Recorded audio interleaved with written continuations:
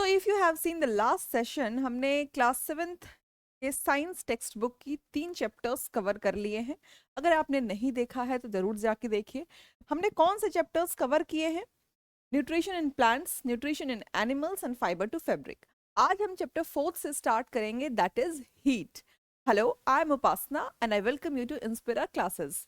Today we'll continue the series of NCERT, that is of 7th standard and chapter 4 heat. तो chapter 3 में हमने पढ़ लिया था, हमने फाइबर से फैब्रिक बना लिया था। 6th स्टैंडर्ड की भी एनसीईआरटी हमने कवर कर ली है, वहाँ हमने प्लांट बेस्ड फाइबर प्रिपेयर किया था, यहाँ हमने एनिमल बेस्ड फाइबर्स को प्रिपेयर किया। ठीक है, अब हम आ चुके हैं हीट में, that is the physics portion. अच्छी बात है ना, जब हम जूनियर क्लासेस में होते हैं, स्कूल डेज में होते हैं, एक ही बुक में सारे चैप्टर्स होते हैं, फिजिक्स के, केमिस्ट्री के, बायोलॉजी के। लेकिन क्योंकि अब हम कॉम्पिटिटिव एग्जामिनेशंस के लिए प्रिपेयर कर रहे हैं, तो वहाँ आप देखेंगे इनसे बहुत छोटे छोटे क्वेश्चंस बन जाते हैं, और हीट इज़ वेरी इंपॉर्टेंट। आपने अगर प्रीवियस ईयर्स क्वेश्चंस किए होंगे या आपने कोई भी क्वेश्चन बैंक बनाया है, तो B it SSC, NDA, PCS या यूपीएससी, इन सब में ये बेसिक कॉन्सेप्ट से क्वेश्चन पूछे जाते हैं। तो हीट से जो क्वेश्चंस बनते हैं, आपने कंडक्शन सुना होगा, कन्वेक्शन सुना होगा, रेडिएशन सुना होगा, insulators and conductors, these 5 points are very very important. अब हम इन पांचों पॉइंट्स को ब्रीफ में भी देख सकते हैं, लेकिन मैंने आपको कहा कि NCERT is not just useful for concept building, हमारे आंसर राइटिंग के एक्सप्रेशन को भी ब्यूटिफाई करता है, इसलिए हम एनसीईआरटी की एक रीडिंग जरूर करेंगे। Okay, so now let's read. What is this? In chapter 3, you learned that woolen clothes are made from animal fibers. You also know that cotton clothes are made from plant fibers. We wear woolen clothes during winters when it is cold outside. This is true. हमने जो last chapter में पढ़ा, यही पढ़ा कि woollen clothes को कहाँ कब पहनते हैं, विंटर में। कॉटन क्लोथ्स को कब पहनते हैं, समर में। कॉटन क्या है, प्लांट बेस्ड फाइबर। वुलन क्या है, animal based fibre. In winter, you feel cold inside the house. If you come out in the sun, you feel warm. In summer, you feel hot even inside the house. So how do we know whether the object is hot or cold? तो हमें ये difference बता रहा है किसका, hot and cold का। Basically, it is introducing temperature. ठीक है, अब टेम्परेचर को इंट्रोड्यूस किया है तो थर्मोमीटर को भी इंट्रोड्यूस करेगा। Let's see. In our day-to-day life, we come across a number of objects. Some of them are hot and some of them are cold. Tea is hot and ice is cold. List some objects. अब आप list मत करिए, लेकिन एक बार देख लेते हैं. We see that some objects are cold while some are hot. You also know that some objects are hotter than others while some are colder than others. अब इस लाइन की क्या सिग्निफिकेंस है कि हम जब पढ़ेंगे type of heat, transfer of heat के टाइप्स को जब पढ़ेंगे, तो वहां हम देखेंगे हीट हमेशा ट्रांसफर होता है hotter object to colder, hot body to cold body. तो यहाँ भी इन्होंने यही लिखा है कि you also know that some objects are hotter than others while some are colder than others. Okay, so let's move to the next page. अब बूझो, एक बच्चा है जिसके कंफ्यूजन्स पूरे 7th स्टैंडर्ड की बुक में है। 7th स्टैंडर्ड की अगर साइंस बुक को आपके हर चैप्टर को आप पढ़ेंगे, तो ये बूझो कि आप फ्रेंड बन जाएंगे कि ये हर तरह के कंफ्यूजन को पूछ रहा है आपको समझाने के लिए। अब मेजर टेम्परेचर को हम मेजर कैसे करते हैं? Reliable measure of hotness of an object is its temperature. Temperature को बहुत ब्यूटीफुली डिफाइन कर दिया है कि रिलायबल मेजर, हम जो हॉटनेस, ऑब्जेक्ट की हॉटनेस को मापते हैं जिस यूनिट में, उसको क्या कहते हैं, टेम्परेचर। ठीक है, और उस टेम्परेचर को मेजर किससे करते हैं, थर्मोमीटर से, राइट। अब हम जानते हैं सेल्सियस, डिग्री सेल्सियस और फ़ारेनहाइट, ये दो ज़्यादा यूजफुल यूनिट्स हैं, सेल्सियस और फ़ारेनहाइट। इन दो ज़्यादा फेमिलियर है, बाकी तो और भी है, केल्विन भी है। और आपने देखा होगा टेम्परेचर कन्वर्जन पे, ये यूनिट कन्वर्जन पे भी बहुत क्वेश्चंस बनते हैं। डिग्री सेल्सियस को फ़ारेनहाइट में बदलो, उस डिग्री सेल्सियस को केल्विन में कन्वर्ट करो, तो ये इंपॉर्टेंट हो जाता है यहाँ से ही। अब रीडिंग है थर्मोमीटर से हमें मतलब नहीं है, दो तरह के थर्मोमीटर होते हैं, कौन कौन से, क्लिनिकल और लेबोरेटरी। अब क्लिनिकल थर्मोमीटर क्या होता है, जो हम यूज़ करते हैं डे टू डे लाइफ में, और जो लेबोरेटरी थर्मोमीटर वो एक्सपेरिमेंट्स में। ठीक है, इतना जानना था, काफ़ी है, इस पे बहुत दिमाग खर्च नहीं करना है। नॉर्मल टेम्परेचर हमारे बॉडी की क्या होती है? It is 37 degree C। अब आपके लिए एक टास्क है कि आप 37 डिग्री C को फ़ारेनहाइट में कन्वर्ट करके दिखाइए। ठीक है, क्लिनिकल थर्मोमीटर की जो रीडिंग आती है वो 35 डिग्री से 42 डिग्री के बीच आती है। Not that much important. ठीक है, समझने वाली बात थी कि डिग्री सेल्सियस और Fahrenheit, body temperature 37 degree C तक होता है, और जो मेजरमेंट होती है, रीडिंग होती है क्लिनिकल थर्मोमीटर की, वो कहाँ तक होती है? 35 डिग्री से 42 डिग्री तक।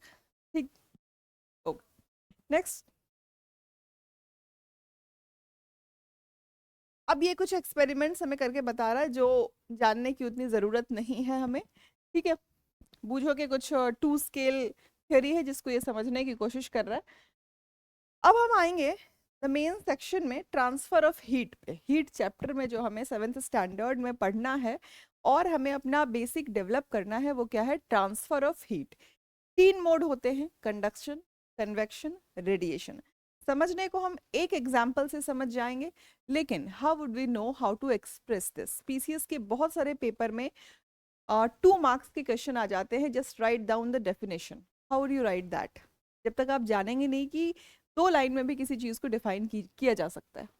तो लेट्स सी, लेबोरेटरी थर्मोमीटर हमने देख लिया है। Oh, it has been changed. Transfer of heat, तो इनका कहना है कि 3 तरह का है, कंडक्शन, कन्वेक्शन और रेडिएशन। एक बार हम लिखते हैं,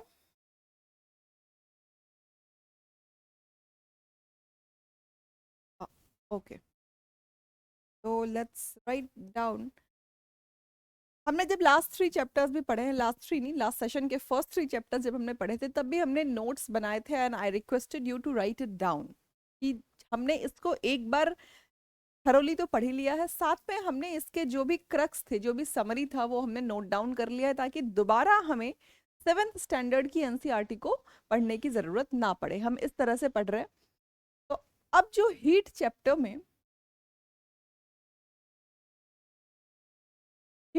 में जो हमें मेन, जो हमारा पंच है, वो है transfer of heat. Transfer of, 3 medium है ट्रांसफर ऑफ हीट के, कौन कौन से? 3 टाइप्स। फर्स्ट इज कन्वेक्शन,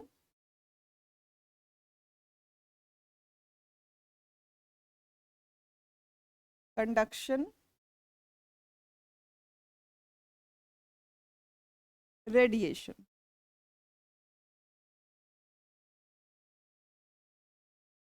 ठीक है, वैसे आप कंडक्शन को ऊपर लिख दीजिए, कन्वेक्शन को नीचे लिख दीजिए, इट्स टोटली ओके। ठीक है, अब इस इन तीनों को हम डिफाइन करेंगे कि सॉलिड्स में ट्रांसफर ऑफ हीट कैसे होता है।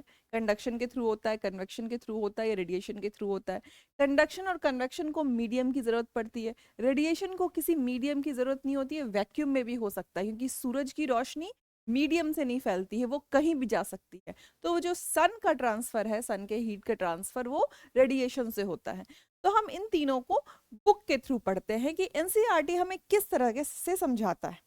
ठीक है, ट्रांसफर ऑफ हीट में ये क्या हमें समझा रहा है?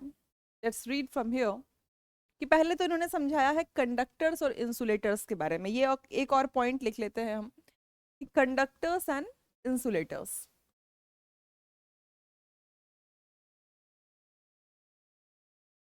कंडक्टर्स एंड इंसुलेटर्स, कंडक्टर्स क्या होते हैं?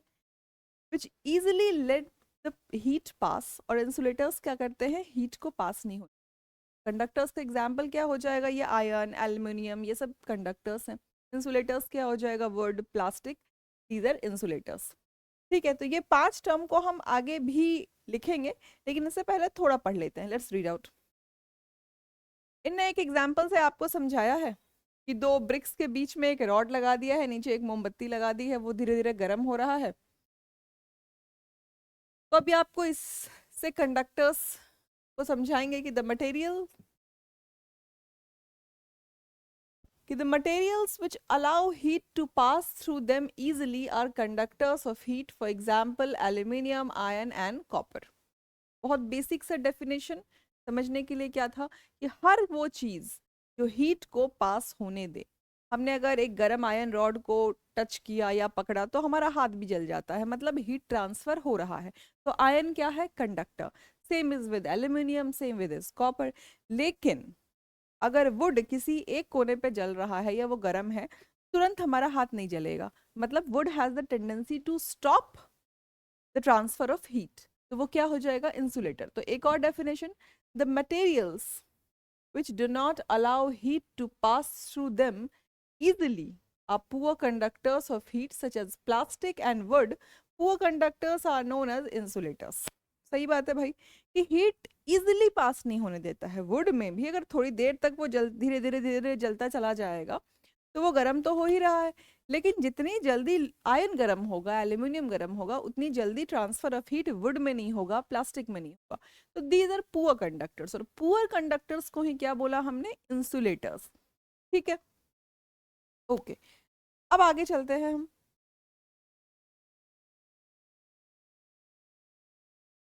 फिर इनके एक्सपेरिमेंट्स हैं जिन एक्सपेरिमेंट्स को करना बहुत ज़रूरी नहीं है। ज़रूरी क्या है समझना, जो इन्होंने हमें इंट्रोड्यूस किया है एक कॉन्सेप्ट से, दैट इज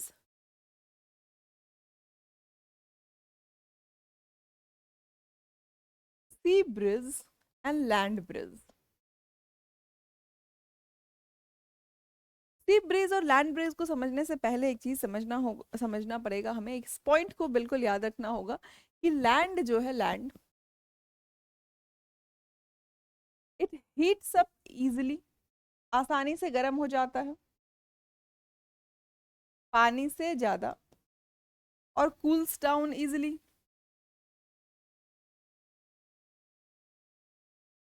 ठीक है, और इसी वजह से सी ब्रिज और लैंड ब्रीज बनते हैं। सी ब्रीज क्या है? जब समुद्र की तरफ से ठंडी हवा लैंड की तरफ आए, और जब लैंड की तरफ से ब्रीजेस सी की तरफ जाए तो क्या है? Land breezes. एक बार इसको रीड आउट करते हैं। The people living in the coastal areas experience an interesting phenomena. Patience के साथ, इंटरेस्ट के साथ सुन लो। समराइज करना कोई बहुत बड़ा टैलेंट नहीं है, because we are in the beginning stage, हम पढ़ना शुरू कर रहे हैं, तो don't lose interest in your beginning phase. अगर पढ़ाई में इंटरेस्ट लूज कर दिया बिगिनिंग फेज में, तो जब एडवांस बुक्स को पढ़ोगे तब तक अपना इंटरेस्ट लूज कर चुके होंगे, पेशेंस लूज कर चुके होंगे, जो समझना है वो भी समझ नहीं आएगा। तो जहाँ इंटरेस्ट है, जहाँ थोड़ा इंटरेस्टिंग बनाया हुआ है, वहाँ don't lose it. The people living in the coastal areas experience an interesting phenomenon, that is, during the day the land gets heated faster than the water. ये बहुत इंपॉर्टेंट पॉइंट है। आगे भी ये कॉन्सेप्ट जब हम ज्योग्राफी में पढ़ेंगे तो ज्योग्राफी में भी ये कॉन्सेप्ट आएगा। और ये सी ब्रिजेस और लैंड ब्रिजेस जो 7th क्लास में इंट्रोड्यूस्ड है, इसको हम 11th स्टैंडर्ड तक पढ़ेंगे, and that is very important. Questions बनते हैं। ये कॉन्सेप्ट बहुत इंपॉर्टेंट है कि land gets heated faster than water. Correct? The air over the land becomes hotter and rises up. अब जहाँ लैंड गर्म हो गया है तो वहाँ जो हवा थी वो भी गर्म हो गई, और जब गर्म हो गई तो जो गर्म चीज है वो ऊपर उठ जाएगी, so it rises up. The cooler air from the sea rushes in towards the land to take its place. अब इस डायग्राम को देखो, दिस डायग्राम, इसको पहले इरेज कर दूं।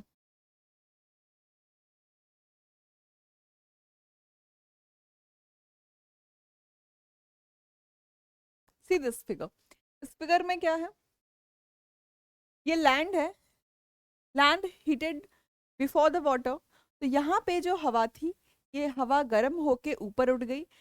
समुद्र में जो ठंडी हवा थी, जो सी पे जो समुद्र की जो हवा थी वो ठंडी थी, तो वो जही गर्म हवा ऊपर को गई, समुद्री हवा ने उसकी जगह ले ली। ठीक है, बहुत इजी लैंग्वेज में इसको समझना है कि hot air rises up and cool air replaces it.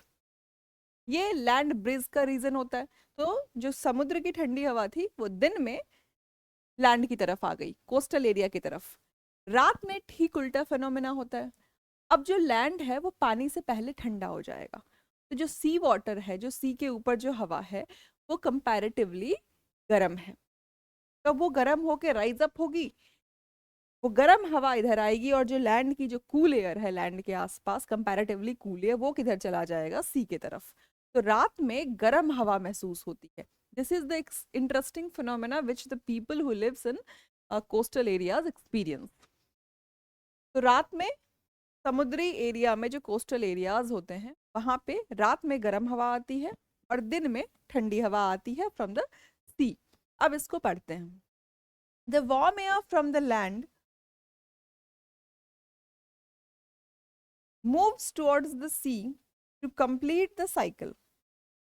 The air from the sea is called sea breeze.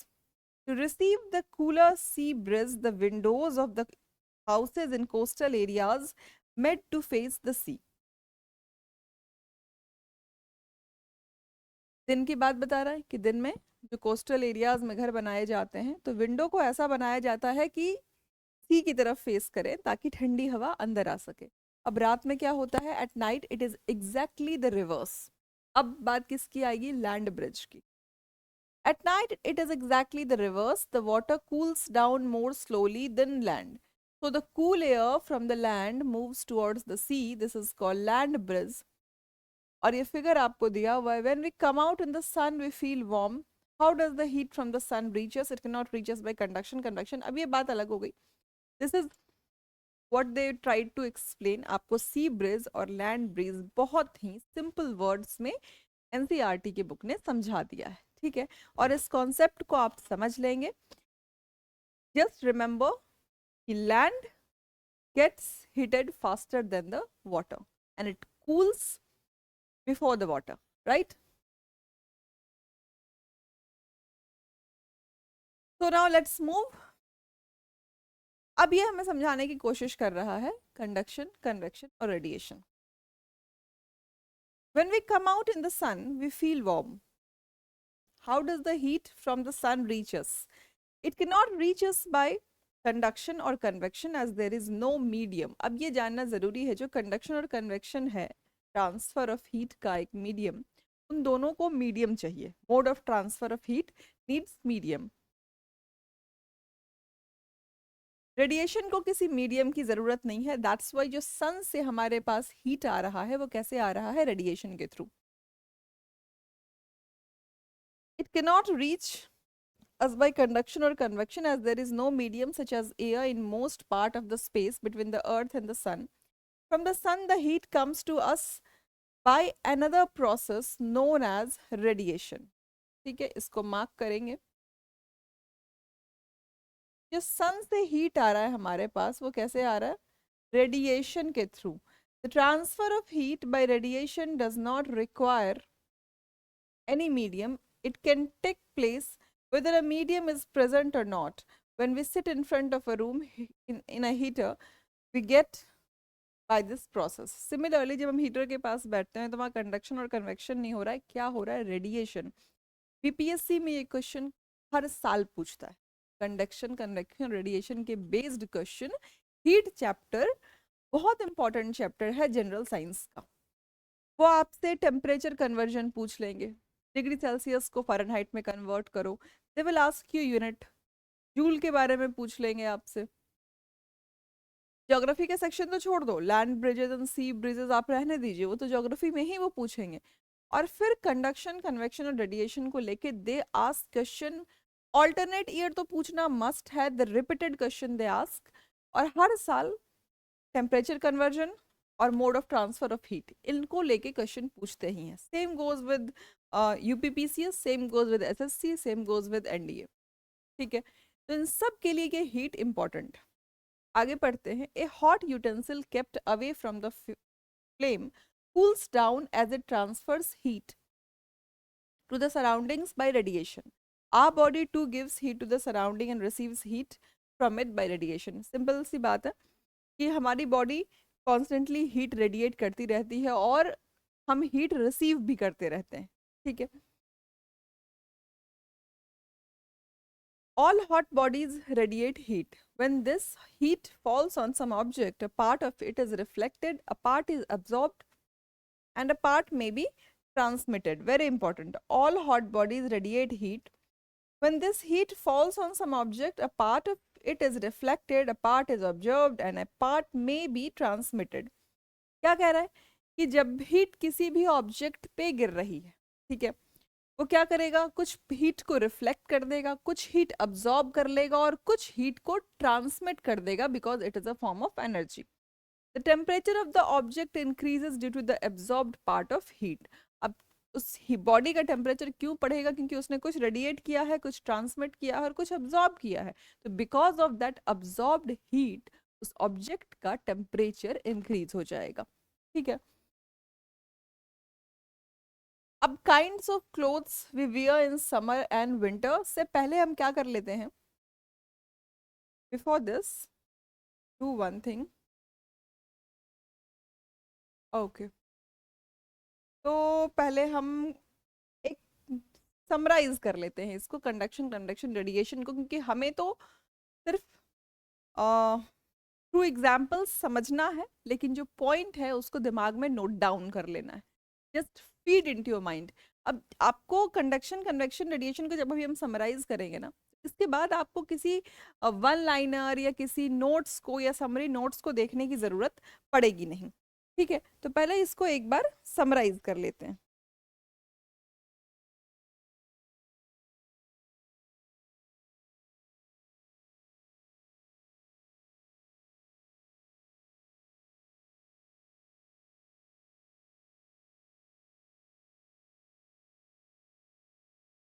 Okay, क्या करें इसको, ऐसे तो लिखना, एक मिनट, एक minute. Conduction, because it occurs in solid, इसलिए मैंने इसकी सीक्वेंस को बदल दिया है. कन्वेक्शन इज इन सॉलिड्स,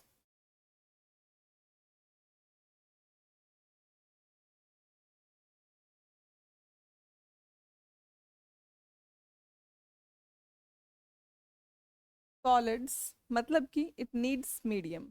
ठीक है. There is no movement of particles is not required. Movement of particles not required. ठीक है. कन्वेक्शन किस में होता है, लिक्विड्स और गैसेस में, जहां आप मूवमेंट ऑफ पार्टिकल्स देखेंगे. कंडक्शन के एग्जाम्पल को क्या, what is the example of conduction, heating an iron rod, that is the example यहाँ लिख लेते हैं.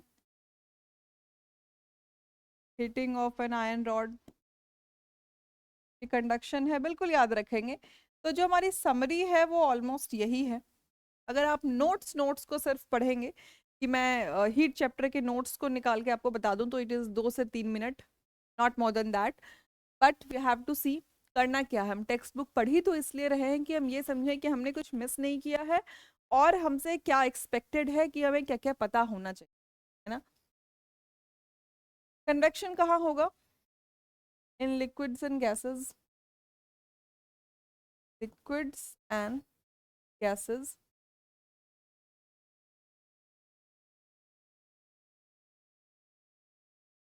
Movement of particles required. ठीक है, this is required.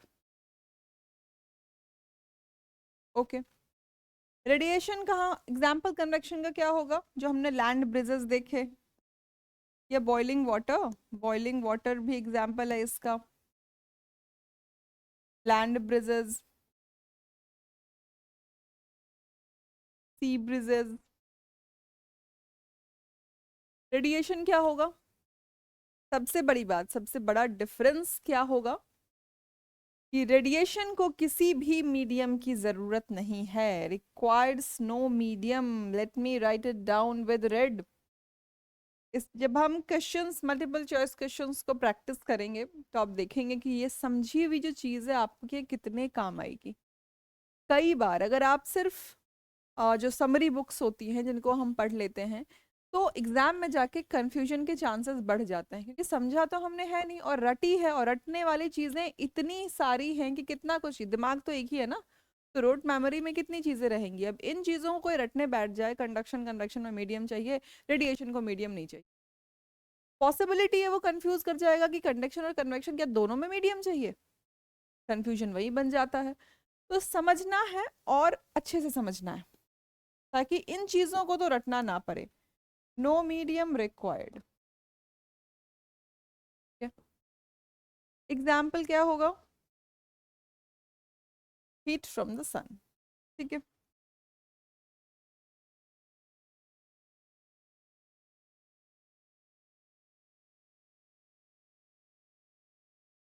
ओके।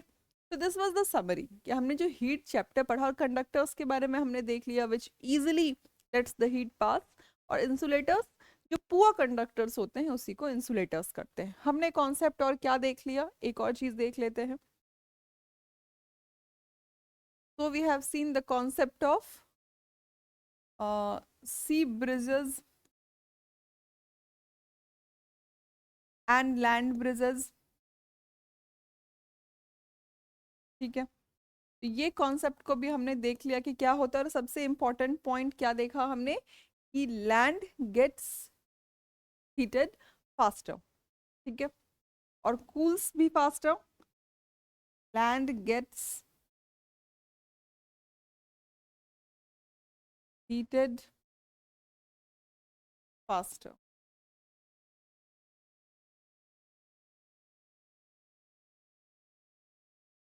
ठीक है, तो इस पॉइंट को हम याद रखेंगे। अब चलते हैं, आ, एक बार कीवर्ड्स देख लेते हैं, कीवर्ड्स क्या क्या है। Celsius scale, conduction, conductor, convection, insulator, land breeze, radiation, sea breeze, temperature and thermometer. तो जो भी कीवर्ड्स थे हमने उसको समझ लिया है डिटेल में। ठीक है, व्हाट यू हैव लर्नड पढ़ लेते हैं। A sense of touch is not always a reliable guide to degree of hotness of an object। इनका कहना है कि जरूरी नहीं है कि हमें जो फील हो रहा है वो ऑब्जेक्ट उतना ही गर्म। ठीक, temperature is a measure of the degree of hotness of an object. इस डेफिनेशन को हम पीछे पढ़ चुके हैं कि टेम्परेचर क्या है, it is a measure of degree of hotness of object, कि कोई ऑब्जेक्ट में कितना हीट है, कितना हॉट है वो, दैट इज द, वो टेम्परेचर क्या है उसी की मेजरमेंट है।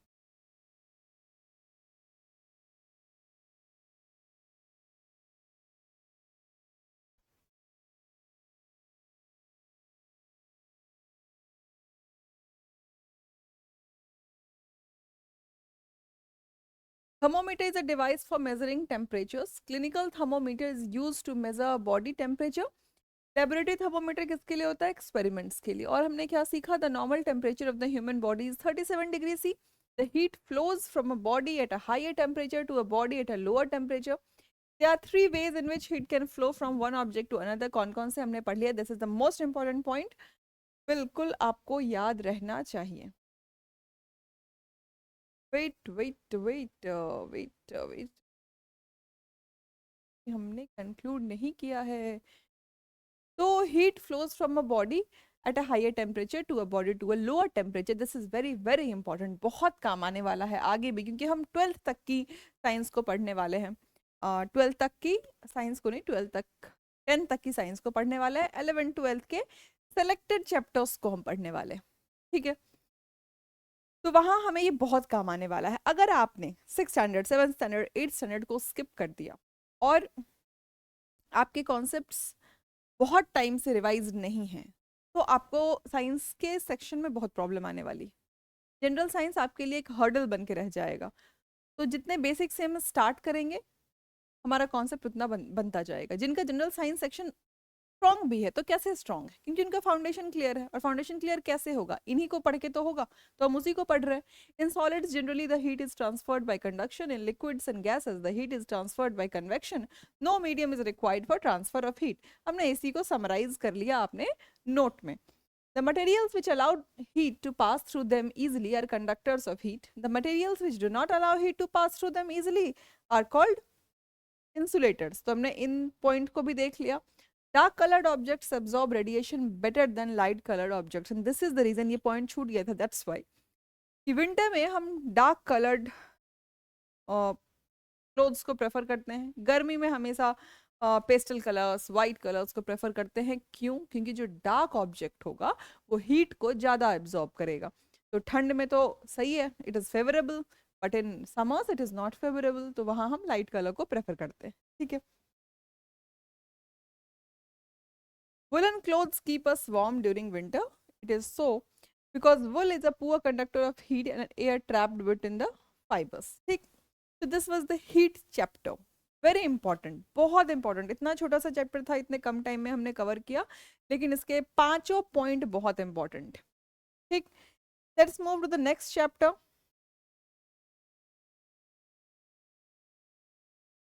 हमारा अगला चैप्टर क्या है?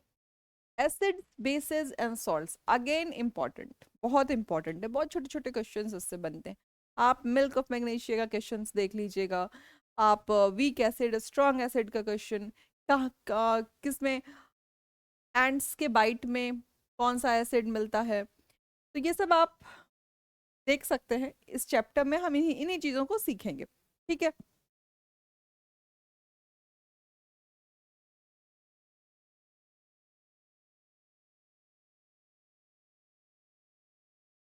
तो acids and bases, what are acids and bases, आओ पढ़ते हैं।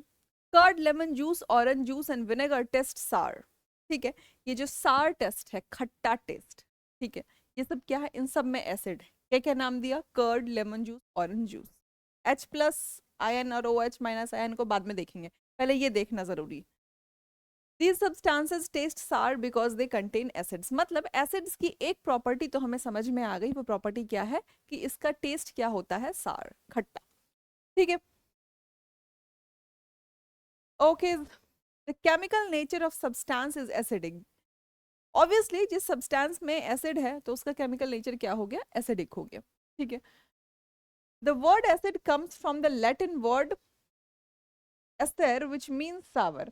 अब जिस लैटिन वर्ड से डिराइव होता है एसिड, उसका मतलब ही क्या है? सार। How, what a beautiful concept it is. देखो अब इस वर्ड को कैसे जान पाते? समरी पढ़ने वालों, इस ब्यूटीफुल वर्ड को आप जानेंगे कैसे? एस्टर को, इसका मतलब क्या है? सावर। प्रोनाउंसिएशन वैरी कर सकता है, तो ये ओ जैसा हो।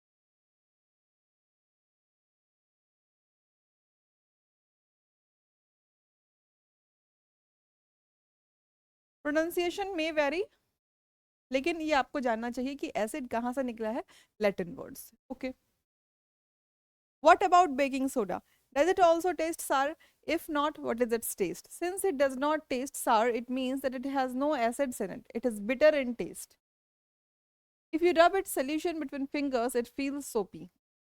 Substances like these, which are bitter in taste and feel soapy on touching, are known as bases। अब जिसमें थोड़ा जैसे एसिड सार टेस्ट करता है, बेसिस क्या करेगा? बिटर टेस्ट करेगा। ठीक है, बिटर मतलब तीखा। और सोपी सब्सटेंस होता है। सोपी सब्सटेंस मींस आपने सोप से सोपी बना है, तो जो आपको थोड़ा सॉफ्टर लगे, that is bases। The nature of substance is said to be basic। Special type of substances are used to test whether a substance is acidic or basic। अब आ गया इंडिकेटर्स की बात आ जाती है, जहीं कि एसिड और बेस को टेस्ट करने के लिए कुछ इंडिकेटर्स बनाए गए हैं। कुछ नेचुरल इंडिकेटर्स हैं, कुछ केमिकल इंडिकेटर्स हैं। लिटमस पेपर है, फेनोप्थलीन है, मिथाइल ऑरेंज है, ये सब हमने पढ़ा हुआ है। इन सब पे क्वेश्चंस कम आता है। कल भी हमने लिटमस को डिस्कस किया था। और इन सारे सब्सटेंस को टेस्ट करना है। Lemon juice, orange juice, vinegar, curd, tamarind, sugar, common salt, amla, baking soda, grapes और अनराइप मैंगो। ठीक है। अब इंडिकेटर्स जो है वो कलर चेंज कर देते हैं कब? जब एसिड और बेसिक सोल्यूशन में उसको डालते हैं। तो एसिड में डालेंगे तो सबकी अपनी प्रॉपर्टी है, टर्न्स रेड, लिटमस ब्लू, कोई पिंक कलर में चेंज हो जाता है। टर्मरिक अगर एसिडिक टच में आया तो वो क्या करेगा? टर्मरिक पे अगर आपने बेस लगा दिया तो it will turn into reddish, और रेडिश ही हो जाता है। लेकिन अगर आपने एसिड घिसा तो वो वही रह जाएगा। तो टर्मरिक एसिड को कोई रिस्पॉन्स नहीं देता है। टर्मरिक, लिटमस, चाइना रोज, गुड़हल, गुड़हल जो होता है हमारे घरों में पूजा पाठ में यूज होता है। These are some of the naturally occurring indicators, कुछ तो सिंथेटिक हैं जो हमने प्रिपेयर किए हैं और कुछ है नेचुरल। जब भी शर्ट्स पे आपने अगर कभी खाते हुए कुछ गिरा लिया और उसमें हल्दी है, तो उसको अगर साफ करने जाते हैं तो वो हल्दी पीली से लाल हो जाती है। तो that is the test of acid. ठीक है, एसिड और बेस का डिफरेंस हम वहां से पता कर सकते हैं। अब लिटमस क्या है? एक नेचुरल डाई। अब ये क्वेश्चन पूछा तो ये इंपॉर्टेंट है।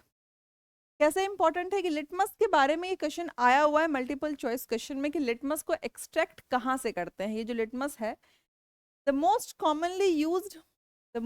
Commonly used natural indicator is litmus. It is extracted from lichens. अगर आपको याद होगा तो कल ही हमने लाइकेंस पढ़ा है जब हम न्यूट्रिशन चैप्टर को कवर कर रहे थे। तो लाइकेंस क्या था? It was a symbiotic association of algae and fungi, हाँ ना?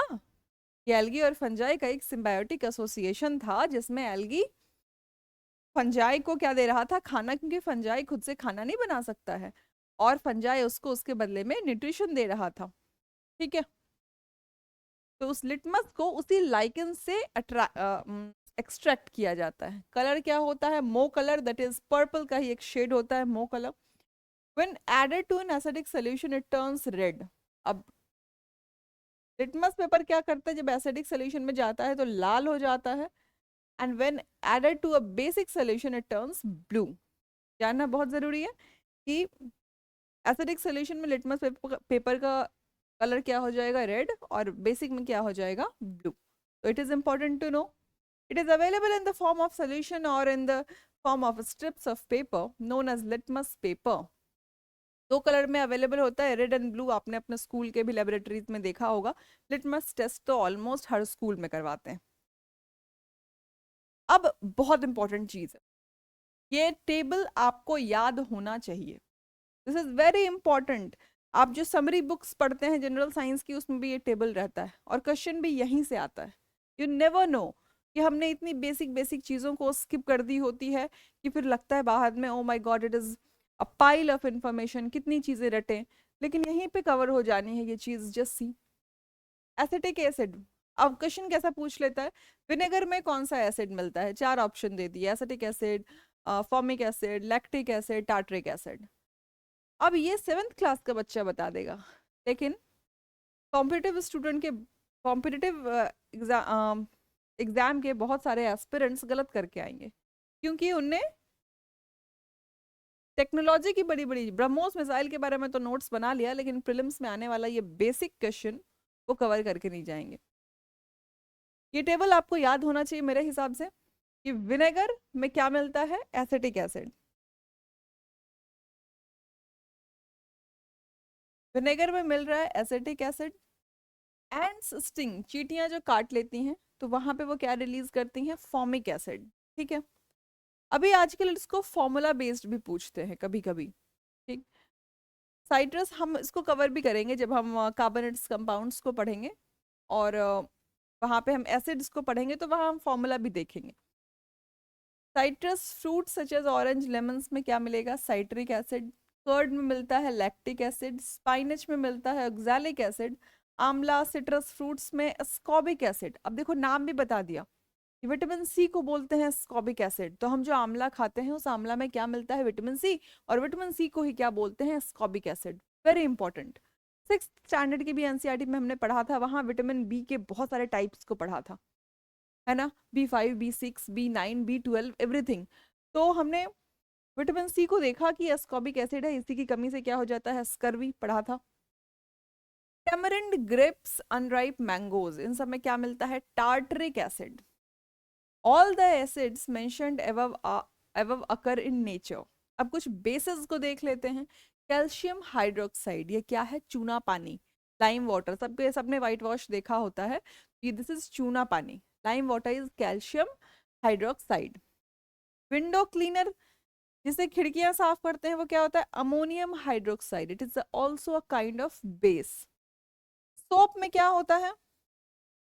सोप में पाया जाता है sodium hydroxide NaOH, potassium hydroxide KOH।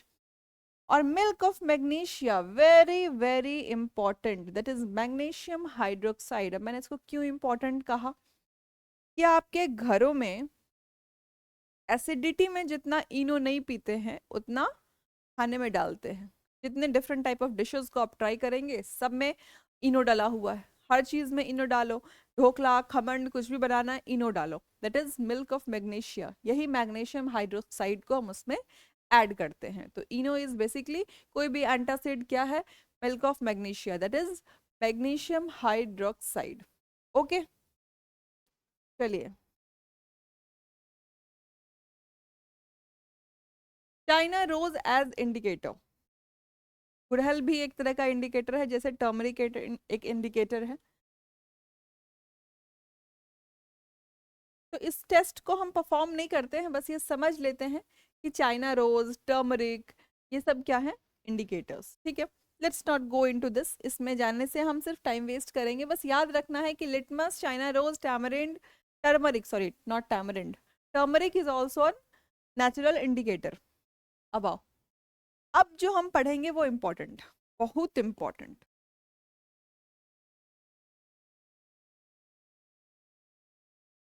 चलो, क्या पढ़ेंगे, न्यूट्रलाइजेशन। न्यूट्रलाइजेशन को अगर हम समझें तो लिखते हैं पहले इस रिएक्शन को। एक रिएक्शन तो जरूर लिखिए टू अंडरस्टैंड। तो हम आ गए हैं किसमें, चैप्टर 2 में, that is chapter 2, that is acids bases. 9th standard में भी ये चैप्टर है और बहुत डिटेल में है और इम्पोर्टेंट भी है, एसिड्स बेसिस एंड सॉल्ट्स। ठीक है, हमने क्या पढ़ा, इंडिकेटर्स के बारे में पढ़ा। नेचुरल इंडिकेटर्स में हमने देखा लिटमस को, भाई लिटमस,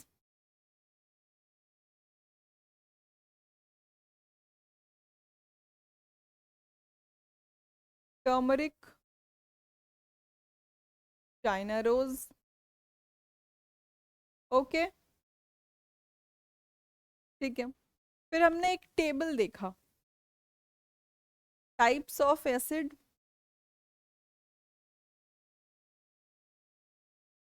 जिसमें हमने टार्टरिक एसिड देखा, फॉर्मिक एसिड देखा। I am writing just 1 or 2 name, formic acid, tartaric acid, lactic acid, ये सब किस में पाया जाता है। ठीक है, टाइप्स ऑफ एसिड देख लिया। फिर हमने क्या देखा, एसिड्स और बेसिस के टेस्ट को भी देख लिया था कि एक का सार टेस्ट है और बेसिस का क्या है, बिटर टेस्ट। अब जो इम्पोर्टेंट पॉइंट आया डियर एस्पिरेंट्स, न्यूट्रलाइजेशन। बस इसी पे चल रही है हमारी नैया। नहीं तो जितने डाइवर्स, जितना एक्सपैंडेड और वास्ट नेचर है हमारा और आए दिन कुछ ना कुछ होते रहता है, बचने के चांसेस बहुत कम हो जाते हैं। न्यूट्रलाइजेशन क्या है, अगर इसको इस लैंग्वेज में समझें कि एसिड और बेस को जब हम मिलाते हैं, किसी एसिड पे अगर हम बेस को डालते हैं तो ये रिएक्ट करके क्या बन जाता है, salt plus water. Okay, example में देख लेंगे कि अगर HCl को, हाइड्रोक्लोरिक एक एसिड है, हाइड्रोक्लोरिक एसिड, और बेस क्या है, सोडियम हाइड्रोक्साइड। हमने उतने सारे बेसेस पढ़े थे, कैल्शियम हाइड्रोक्साइड पढ़ा, मैग्नीशियम हाइड्रोक्साइड पढ़ा जो मिल्क ऑफ मैग्नीशिया था, वैसे ही सोडियम हाइड्रोक्साइड है, पोटेशियम हाइड्रोक्साइड है। तो हाइड्रोक्साइड्स क्या होते हैं, बेसेस होते हैं। हमने अगर किसी बेस को HCl से रिएक्ट करवाया, ये क्या होगा, एक सॉल्ट फॉर्म कर लेगा। सॉल्ट कैसे, NaCl। आई होप आपको वैलेंसी पता होगी, है ना, वैलेंसीज स्कूल में पढ़ा होगा। तो Na is +1, Cl is -1, so we write down NaCl। ठीक है, और ये OH और H प्लस OH माइनस मिलके क्या बन जाता है, H2O। तो दिस इज न्यूट्रलाइजेशन रिएक्शन। अब एक और चीज देखो, HCl प्लस Mg OH का होल ट्वाइस। हमने पीछे मिल्क ऑफ मैग्नीशिया देखा था। मिल्क ऑफ मैग्नीशिया क्या था? Magnesium hydroxide. मैग्नीशियम हाइड्रोक्साइड क्या है? इनो। कल हमने लास्ट सेशन में हमने क्या पढ़ा था? कल ही पढ़ा था डाइजेस्टिव सिस्टम। उसमें हमने देखा था कि जो स्टमक की इनर लाइनिंग है उससे क्या क्या सेक्रीट हो रहा है? म्यूकस, हाइड्रोक्लोरिक एसिड और डाइजेस्टिव एंजाइम्स। तो हमारे पेट में HCl तो सेक्रीट हो ही रहा है। ये HCl ज्यादा सेक्रीट हो जाए तो उस एसिडिटी को कम करने के लिए हम क्या इनटेक करते हैं? इनो या कोई भी base, that is milk of magnesia, यही है इनो। ठीक है, अब ये कैसे रिएक्ट करेगा? ये मैग्नीशियम रिएक्ट करेगा Cl से। अब मैंने वैलेंसी आपसे पूछा तो मैग्नीशियम की वैलेंसी है 2, Cl +2, Cl की वैलेंसी है -1, तो ये क्या बन जाएगा? MgCl2, और ये हाइड्रोक्साइड और ये मिलके क्या बना देगा? H2O। ठीक, तो सॉल्ट प्लस वाटर आपको एसिडिटी के बाद ये बेस लेके मिल्क ऑफ मैग्नीशिया लेके ऐसे रिलीफ मिलता है। ठीक है, सॉल्ट और वाटर दोनों आपके बॉडी से बाहर आ गए। Got it? तो दिस इज न्यूट्रलाइजेशन रिएक्शन। अब हम देखते हैं कि हमें हमारा टेक्स्ट बुक कैसे समझाता है। Let's see. अब पहले तो इन्होंने एक एग्जांपल आपको दिखाया, acid plus base plus indicator. इन्होंने सीधी चीज से सिखवाया कि in neutralization reaction a new substance is formed. This is called salt. Salt may be acidic, basic or neutral in nature. Define कैसे किया है? The reaction between an acid and a base, एक acid और base का अगर reaction होगा तो उसको क्या बोलेंगे? Neutralization. Salt and water are produced in this process with the evolution of heat. Heat भी release होगी। जहाँ heat release होगी उसको क्या बोलेंगे? Exothermic. थर्म वर्ड किसके लिए आता है? हीट के लिए आता है, ध्यान रखेंगे। थर्मोमीटर उसी से बना है। थर्मल्स जो आपको हीट प्रोड्यूस करते हैं, है ना। तो जो एक्सोथर्मिक, एक्सो मतलब बाहर और थर्मक, थर्म मींस हीट, तो एक्सोथर्मिक रिएक्शन होता है जिसमें हीट रिलीज होती है। एंडोथर्मिक जिसको हीट देना पड़ता है। दो टर्म्स हैं, लिख दें यहाँ, क्यों ना हम अपने नोट्स में ही लिख लें, क्योंकि इंट्रोडक्शन हो गया है जिस चीज का उसको लिखना जरूरी है। एक्सोथर्मिक, एक्सोथर्मिक रिएक्शन क्या होगा? Release of heat, release of heat. Endothermic reaction क्या होगा?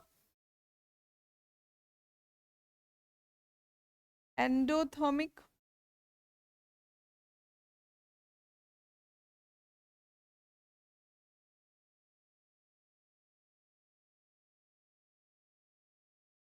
एंडोथर्मिक रिएक्शन में हमें हीट देना पड़ता है।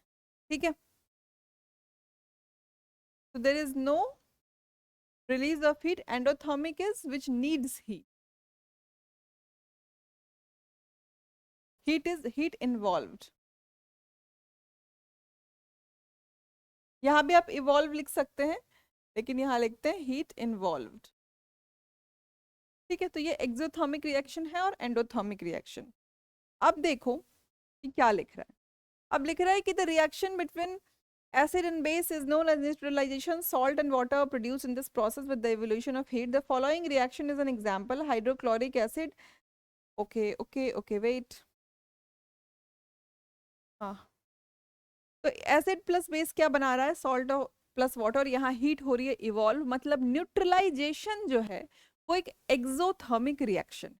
ठीक है, ये पॉइंट हमने यहाँ से कार्व आउट करके निकाला कि अगर हीट रिलीज हो रही है तो ये जो न्यूट्रलाइजेशन रिएक्शन है उसमें हीट बाहर आ रही है, so it is an exothermic reaction. Done.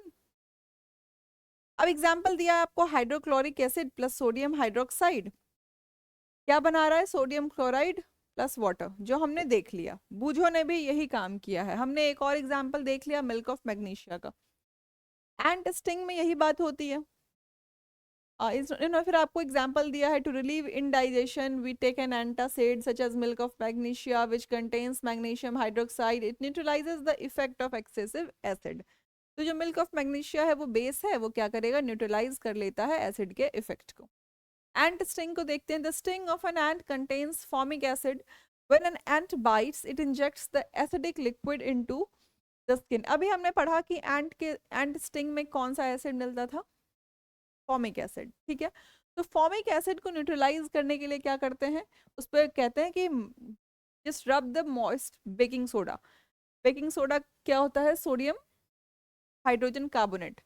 आपको फॉर्मूला नहीं आता, कोई बात नहीं, और अगर आता है तब भी कोई बात नहीं। तो it is NaHCO3, this is baking soda, sodium hydrogen carbonate, ठीक है। सोडियम बाइकार्बोनेट भी इसको कहते हैं। और calamine solution, sodium hydrogen carbonate को रब करते हैं या कैलामाइन सोल्यूशन को करते हैं विच कंटेन्स जिंक कार्बोनेट। तो एक और चीज हमने सीखा क्या, कैलामाइन। कैलामाइन में क्या होता है, जिंक कार्बोनेट, ZnCO3। तो this should be in our notes कि अगर एंट स्टिंग है, कहीं चींटी ने काट लिया है, तो उसमें कौन सा, उस एसिड को, फॉर्मिक एसिड को न्यूट्रलाइज करने के लिए या तो हम बेकिंग सोडा का यूज कर लेते हैं या क्या यूज कर लेते हैं, कैलामाइन। कैलामाइन में क्या है, जिंक कार्बोनेट। ओके, यहाँ लिख लो। एंट स्टिंग को न्यूट्रलाइज करने के लिए we use sodium hydrogen carbonate. Sodium, इसको बाइकार्बोनेट भी बोल सकते हैं, sodium hydrogen carbonate.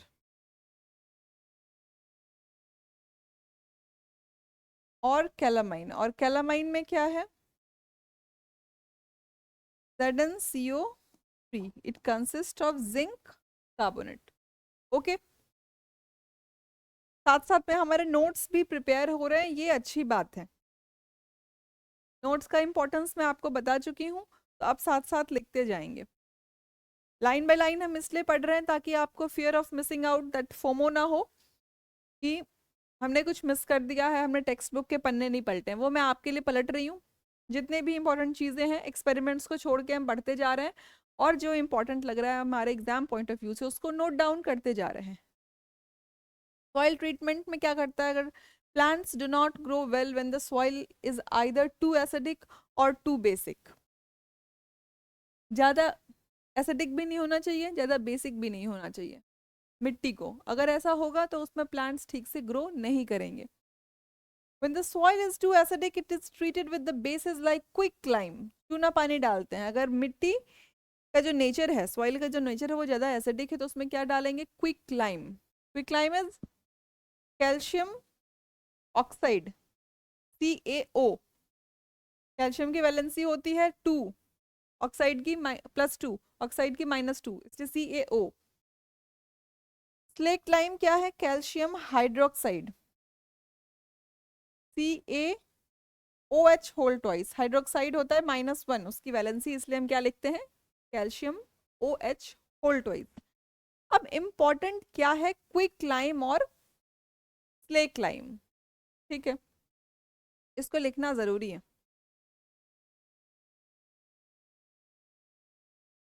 Quick lime, question आता है, क्विक लाइम का फॉर्मूला आपसे पूछते हैं, बहुत बेसिक है, लेकिन एग्जाम तक पहुंचते पहुंचते बेसिक चीज़ें भी बहुत डिफिकल्ट हो जाती, याद ही नहीं रहता। इतनी चीज़ें पढ़नी है आपको, एंटायर यूनिवर्स को पढ़ना है, कैसे याद रहेगा क्विक लाइम और स्लेक लाइम में क्या डिफरेंस है। सीधा चूना पानी और स्लेक लाइम, ये क्या है, कैल्शियम हाइड्रोक्साइड, राइट, डन है। चलो, तो we have prepared so much. See कितनी चीजें हमने सीख ली हैं, देखने में लगता है 7th स्टैंडर्ड का है, क्या ही होता होगा, लेकिन see how important it is.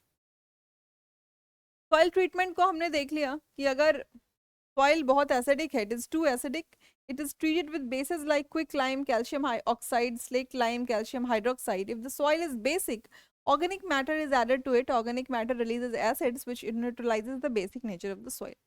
अगर एसिडिक है सॉइल का नेचर तब तो हमने बेस ऐड कर दिया, कोई क्लाइम से क्लाइम ये सब ऐड कर दिया। अगर बेसिक नेचर है सॉइल का, if it is too basic, फिर क्या करते हैं, उसमें कुछ ऑर्गेनिक मैटर को डाल देते हैं। ऑर्गेनिक मैटर क्या करता है, releases that neutralises the basic nature of soil. Factory wastes को देखते हैं। The wastes of many factories contain acids. If they are allowed to flow into water, the acid will kill fish and other organisms. The factory wastes are therefore neutralized by adding basic substances. अब factory waste को भी, जहाँ जहाँ बहुत सारी factory हैं, बहुत जगह तो अनट्रीटेड ही छोड़ देते हैं, लेकिन कहीं जो थोड़ा सेंसिबल लोग हैं, इको फ्रेंडली, तो हाँ इको फ्रेंडली बोलेंगे, तो वो क्या करते हैं, अपने वेस्ट वाटर को बेस से ट्रीट कर देते हैं, सो दैट कि जो मछलियाँ हैं पानी में, जो एक्वेटिक लाइफ्स हैं, वो थोड़ी सेव्ड रहें, ठीक है, बची खुची रहें। तो न्यूट्रलाइजेशन का जो आपने एग्जाम्पल देखा, वो क्या क्या एग्जाम्पल देखा, indigestion, and testing, soil treatment और फैक्ट्री वेस्ट वाटर ट्रीटमेंट, ऐसे बहुत सारे एग्जाम्पल्स हैं। तो हमसे ऐसे एग्जाम्पल तो पूछता नहीं है, लेकिन क्या पूछता है,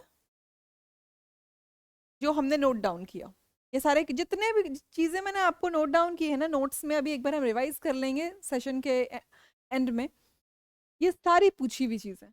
यू ट्रस्ट मी, जितने भी पॉइंट्स को मैंने नोट किया है अभी आपके सामने, ये सारे प्रीवियस ईयर्स क्वेश्चंस हैं और रिपीटेड क्वेश्चंस हैं, वो पूछते हैं बार बार। जनरल साइंस के सेक्शन को हम लेके आएंगे, डिटेल में पढ़ेंगे। अभी बीपीएससी का एग्जाम आने वाला है, आगे यूपीपीसीएस का एग्जाम है, और भी एग्जाम्स क्यूड अप हैं, तो इसके लिए अभी हम जनरल साइंस की एक सीरीज लेके आएंगे, जहां हम पढ़ेंगे, वहां एनसीईआरटी को नहीं पढ़ेंगे, वहां जनरल साइंस के नोट्स को पढ़ेंगे, वहां के कॉन्सेप्ट्स को समझेंगे, डिटेल में समझेंगे, तो आप देखेंगे वहां ये कितना यूजफुल होगा।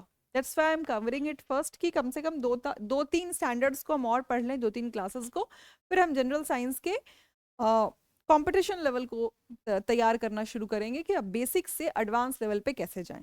लेकिन उसके लिए बहुत इंपॉर्टेंट है, यू आर हाफ डन। अगर आपने एनसीईआरटी 10th तक कर ली है, तो not half, you are 70% done.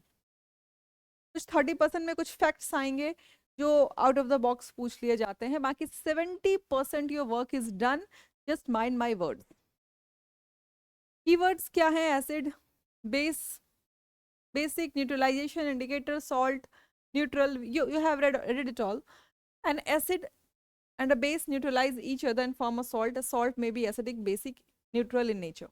ये भी इंपॉर्टेंट लाइन है कि सॉल्ट जो है, नमक, वो एसिडिक भी हो सकता है, बेसिक भी हो सकता है, और न्यूट्रल भी हो सकता है, ठीक है।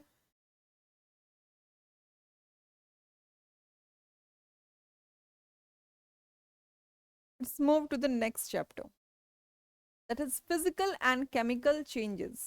अच्छी चीज़ है, बहुत विजिबल चेंजेस हैं, इसलिए अच्छी चीज़ है, और एग्जाम्पल भी आता है, और क्वेश्चंस एग्जाम्पल्स को ही, जितने एग्जाम्पल्स हम पढ़ेंगे, मैंने आपको जैसा कहा कि जनरल साइंस की जो हम सीरीज चलाएंगे, वहाँ मैं आपको दिखाऊंगी कि कैसे इन एग्जाम्पल्स को क्वेश्चन बना दिया जाता है एग्जाम में, मल्टीपल चॉइस क्वेश्चन, और आप गलत करके आएंगे अगर आपने ये कॉन्सेप्ट को नहीं समझा, ठीक है। Okay, let's do it. Let me take a water break.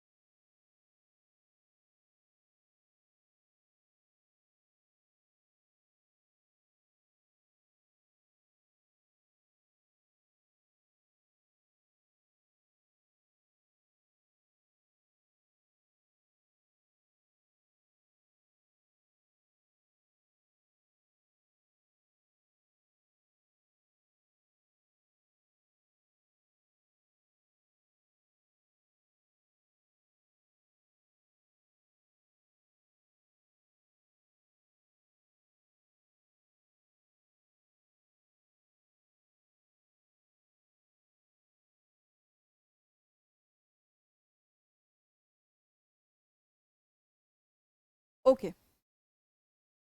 It was just a 2 minute break.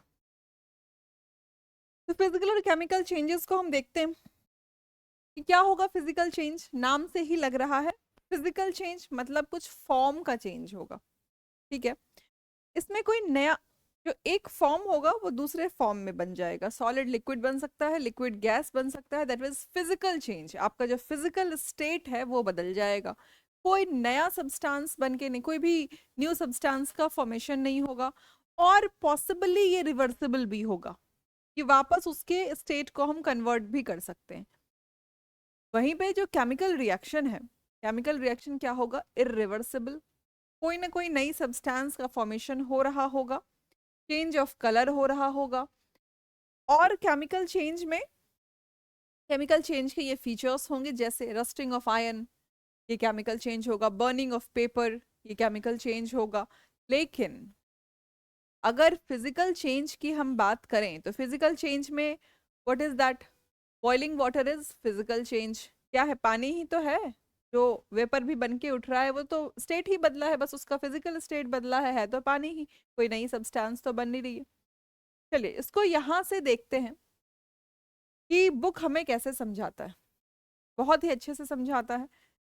For example, every day you come across many changes in your surroundings. These changes may involve one or more substances. For example, your mother may ask to dissolve sugar in water. शरबत बनाने, अब गर्मियां आ गई हैं तो शरबत तो बनेंगे। अब ये ना कहना कि sugar is not good for health, ठीक है, बच्चों के लिए it's good. Making a sugar solution is a change. Similarly, setting curd from a milk is a change. दूध से दही का जमना भी एक चेंज है। Souring of milk is a change. Stretched rubber band. Girls will relate कि उनकी जो रबर बैंड है वो स्ट्रेच हो जाती हैं अक्सर ही, तो वो भी एक चेंज है। तो ये सारे तो चेंजेस ही हैं, तो अब इनको हम सॉर्ट कैसे करते हैं कि कौन सा फिजिकल चेंज है, कौन सा केमिकल चेंज, वो इस चैप्टर में पढ़ के हमें मालूम चलेगा। Properties such as shape, size, color, and a state of a substance is called a physical change. Properties such as shape, size, color, and state of a substance are called physical properties. A change in which a substance undergoes a change in its physical properties is called a physical change. A physical change is generally reversible. In such a change, no new substance is formed. तो हमने देखा कि physical change जो है उसमें 3 points हमने देखा। पहली चीज हमने ये देखी कि उसकी फिजिकल प्रॉपर्टीज में चेंज आ रहा होगा। फिजिकल प्रॉपर्टीज कौन कौन सी हैं, shape, size, colour, state of a substance, very important, state of a substance. दूसरी बात क्या कही कि इट अंडरगोज अ चेंज, जहां पे कोई नया सब्सटेंस नहीं बन रहा है। और तीसरी बात क्या कही कि एक रिवर्सिबल चेंज, सॉलिड से लिक्विड की स्टेट वापस भी आ सकता है, सॉलिड से लिक्विड बन सकता है, लिक्विड से गैस, गैस को वापस लिक्विड बना सकते हैं, ठीक है। This is physical change. Chemical change क्या होगा, a change with which you are quite familiar is the rusting of iron. If you leave a piece of iron in the open for some time, it acquires a film of brownish substance, मतलब colour भी बदल रहा है, ठीक है। This substance is rust, जंग लग जाना, that is rusting। जो लोहे में जंग लग जाता है that is rusting। Iron gates of parks or farmlands, iron benches kept in lawns and gardens, almost every article of iron kept in the open gets rusted। किसी भी लोहे की चीज को आप बहुत लंबे टाइम तक उसको एयर का एक्सपोजर देंगे तो उस पर जंग तो लग जाता है, इसीलिए उसको हम पेंट भी करते हैं। At home you must have seen shovels and spades getting rusted. जो भी आपके जो औजार वगैरह होते हैं जिससे हम खेती वेती करते हैं तो उन सब में जंग लग जाता है क्योंकि लोहा का है, हवा में एक्सपोज्ड है। अब देखिए नेक्स्ट,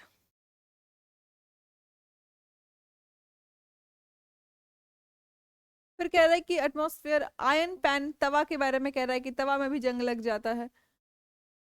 तो हमें जो सीखना है बेसिकली वो क्या सीखना है कि फिजिकल और केमिकल चेंज का डिफरेंस पहले तो हम नोट डाउन कर लेते हैं, नोट करना इज इम्पोर्टेंट।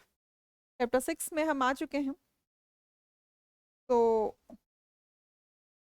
एक बार देख लें। इट इज नॉट चैप्टर 2, नहीं है, चैप्टर 5, हाँ लिख दो, is chapter 5। Now will move to chapter 6, ठीक है। चलो 3 चैप्टर तो हमने पिछले सेशन में कवर कर लिया था।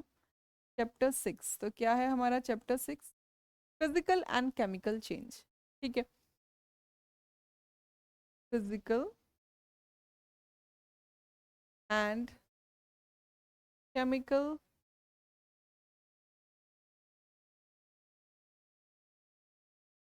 अब फिजिकल चेंज के हमने क्या क्या प्रॉपर्टीज पढ़े हैं। पहली चीज तो हमने ये पढ़ी कि चेंज इन फिजिकल प्रॉपर्टीज, लिख लेते हैं इसको। First is change in physical properties.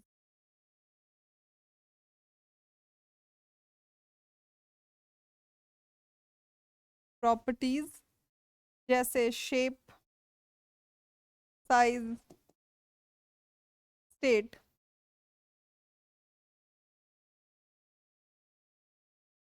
दूसरा हमने देखा न्यू सब्सटेंस का फॉर्मेशन नहीं हो रहा है, नो न्यू सब्सटेंस फॉर्म।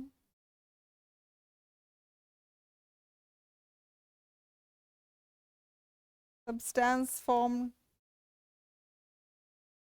तीसरा हमने देखा कि इट मे बी रिवर्सिबल।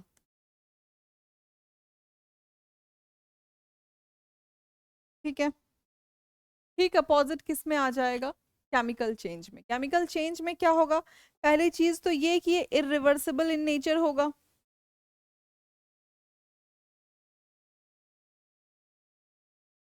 इसमें आप चेंज ऑफ कलर देख सकते हैं, जैसे हमने रस्टिंग के केस में देखा चेंज इन कलर। दूसरा हम देख सकते हैं new formation of new substance.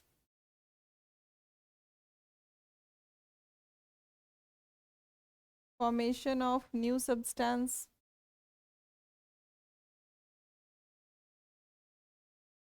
और तीसरा हमने देखा कि ये मोस्टली इरिवर्सिबल होता है। It is irreversible. Okay, examples क्या क्या देखे हमने इसके? Burning of paper, rusting of iron, cooking food, curd formation, ये सब क्या था? केमिकल चेंज का एग्जाम्पल।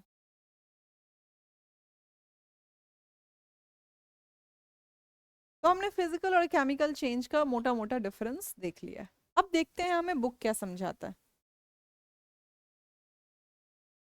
बुक ने हमें ये समझाया है, पहले तो कुछ एक्सपेरिमेंट्स बूझो के लिए डाल दिया है। तो बूझो ने जो एक्सपेरिमेंट्स देखे हैं, हम उसका जो उसने एक्सपेरिमेंट्स के बाद जो उसको रिजल्ट मिला है, हम उस रिजल्ट को डायरेक्ट पढ़ लेते हैं। ठीक है, रिजल्ट क्या है? एक तो उसको मिला कि small piece thin strip of ribbon of magnesium को वो जला clean it cleans tip with the sandpaper, bring the tip near a candle, it burns with a brilliant white light. When it is completely burnt, it leaves behind a powdery ash. Does the ash look like the magnesium ribbon?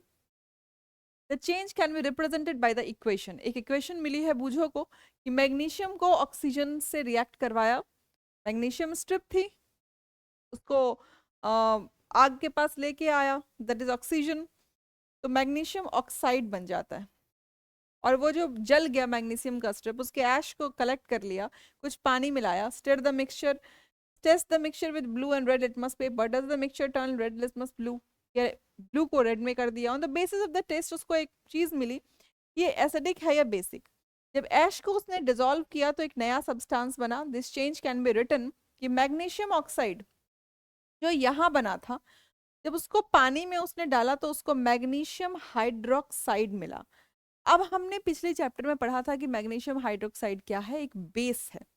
ठीक है, magnesium oxide is a new substance formed on burning of magnesium. Magnesium hydroxide is another new substance formed by mixing magnesium oxide with water. तो अब इससे अब आप बताइए कि किस तरह का ये रिएक्शन था। ठीक है, तो ये बहुत अच्छा रिएक्शन था। इसमें दो दो रिएक्शंस को हमने देखा कि जब मैग्नीशियम को हमने ऑक्सीजन से रिएक्ट कराया तो हमें क्या मिला? Magnesium oxide. और फिर इस मैग्नीशियम ऑक्साइड को जब हमने पानी में डाला तो हमें क्या मिला? Magnesium hydroxide, that was a base.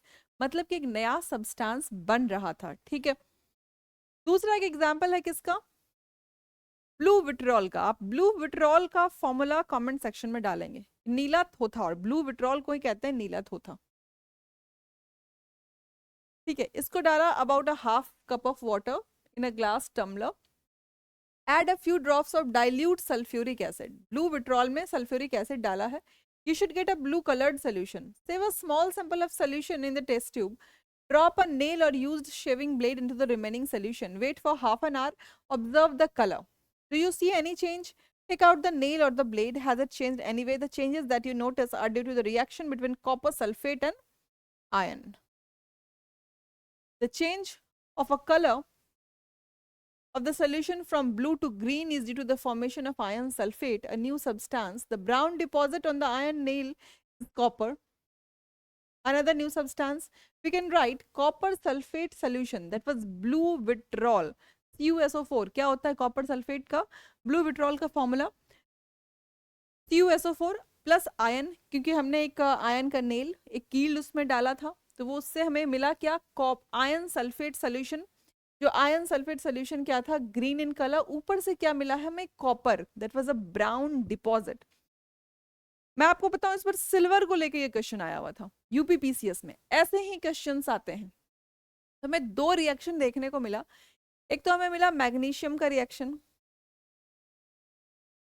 ठीक है, पहले इसको भी पढ़ लेते हैं, फिर एक बार हम समराइज कर लेंगे। एक और रिएक्शन, मैं इस मैंने आपको पहले एक्सपेरिमेंट्स नहीं पढ़ाए हैं, लेकिन इस एक्सपेरिमेंट को इसलिए पढ़ा रही हूँ कि अगर इन चीज़ों को आपको केमिकल चेंज के अंदर आपसे पूछ दिया तो आप कंफ्यूज ना हो जाए, आपको पता हो कि रिजल्ट क्या आ रहा है। और दूसरी बात, जो फॉर्मेशन हो रहा है, जैसे यहाँ पे कॉपर का फॉर्मेशन हो रहा है, that brown deposit is copper, ये आपको पता होना चाहिए। तो एक और एक्टिविटी है, उसको भी पढ़ लेते हैं कि विनेगर एक टेस्ट ट्यूब में लिया है, उसमें बेकिंग सोडा ऐड कर दिया, ठीक है।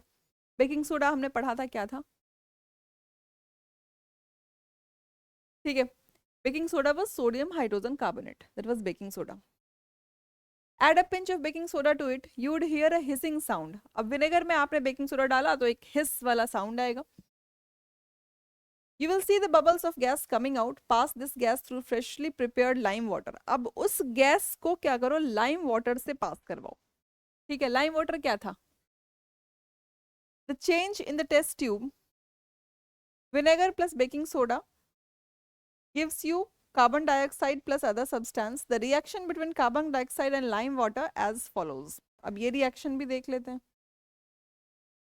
कि carbon dioxide plus lime water, that was CaOH whole twice, gives you calcium carbonate plus water. When carbon dioxide is passed through lime water, calcium carbonate is formed, which makes lime water milky.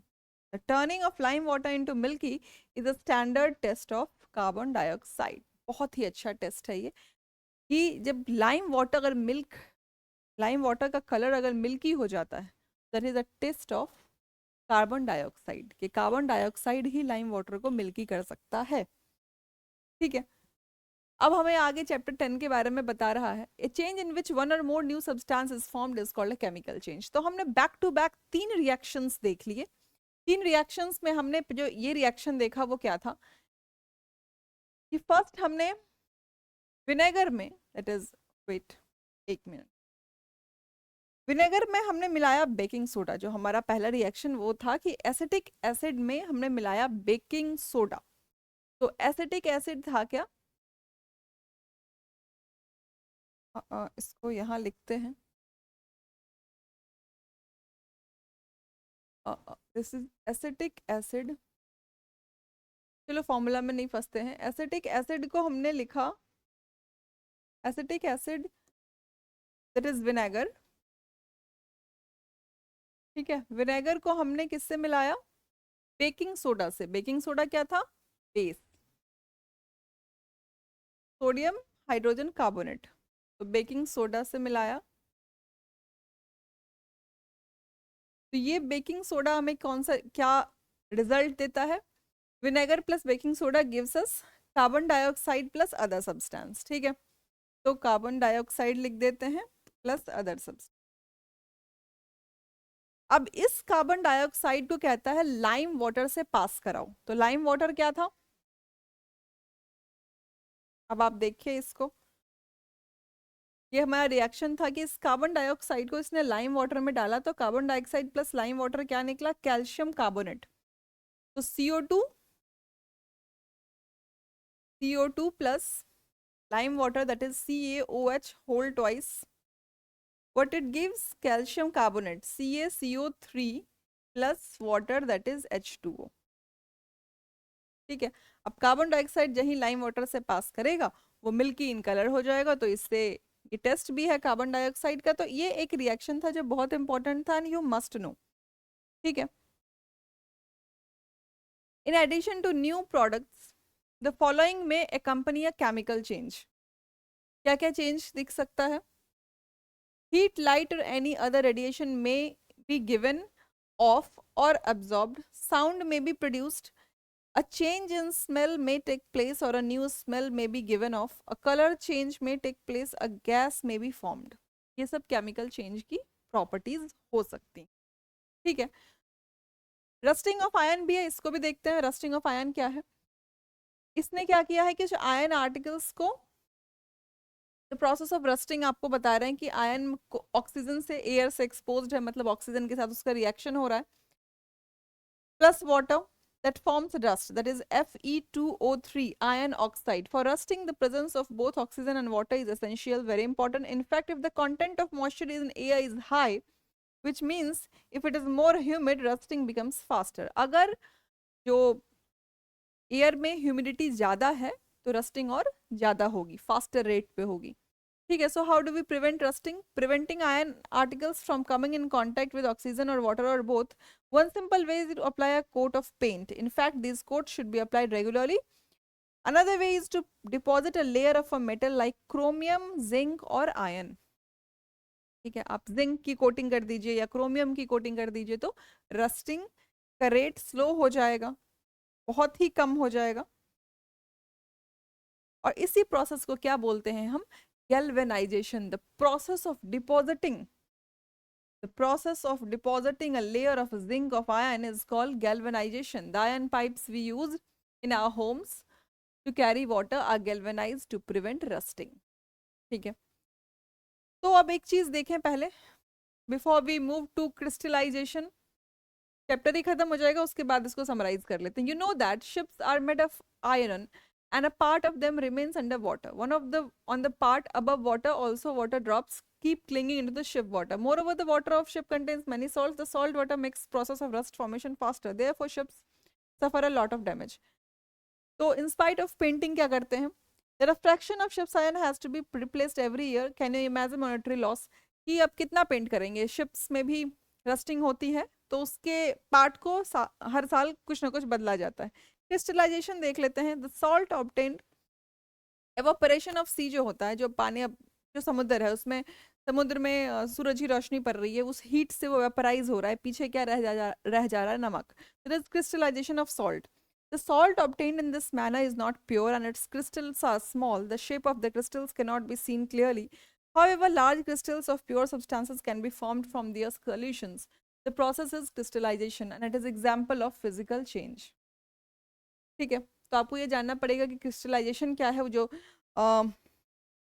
Vaporisation की वजह से जो salt crystals पीछे रह जाते हैं तो उस रिएक्शन को क्या बोलते हैं? उस वो रिएक्शन किसके अंदर आता है? फिजिकल चेंज के अंदर आता है, क्योंकि कोई नया सब्सटेंस नहीं बन रहा है, पानी उड़ गया, पीछे सॉल्ट रह गया। तो बिफोर वी गो देयर, हम एक काम करते हैं। कौन सा काम करते हैं? कि इस चैप्टर के नोट्स में कुछ ऐड कर लेते हैं। क्या ऐड करेंगे? तो हमने फिजिकल चेंजेस तो देख लिए, boiling of water, burning of paper. Physical change तो आप इजीली देख रहे हैं कि जहाँ पे स्टेट बदल रहा है, कोई नई सब्सटेंस नहीं बन रही है। ठीक है। केमिकल चेंज के हमने कुछ अच्छे रिएक्शंस पढ़े। केमिकल चेंज कुछ अच्छे रिएक्शंस हैं और वो क्या हैं? पहले तो हमने पढ़ा मैग्नीशियम का रिएक्शन। मैग्नीशियम, एक रिबन ऑफ मैग्नीशियम लेके आया था, उसको ऑक्सीजन से, उसको आयरन, उसको सॉरी हीट फ्लेम के सामने रखा और उसको जलाया, एक्सपोज टू ऑक्सीजन, तो हमें क्या मिला था? Magnesium oxide. ठीक है। तो पहला रिएक्शन जो था वो हमारा ये था।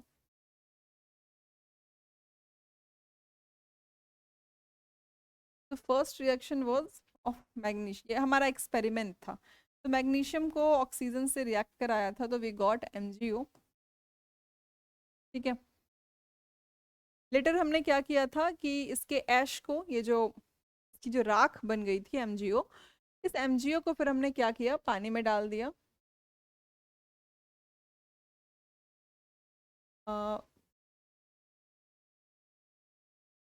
ये हमें क्या देता है, magnesium hydroxide, a base, we found a base, ठीक है। दिस मिल्क ऑफ मैग्नीशियम मिला था ना हमें। ये हमारा पहला रिएक्शन था।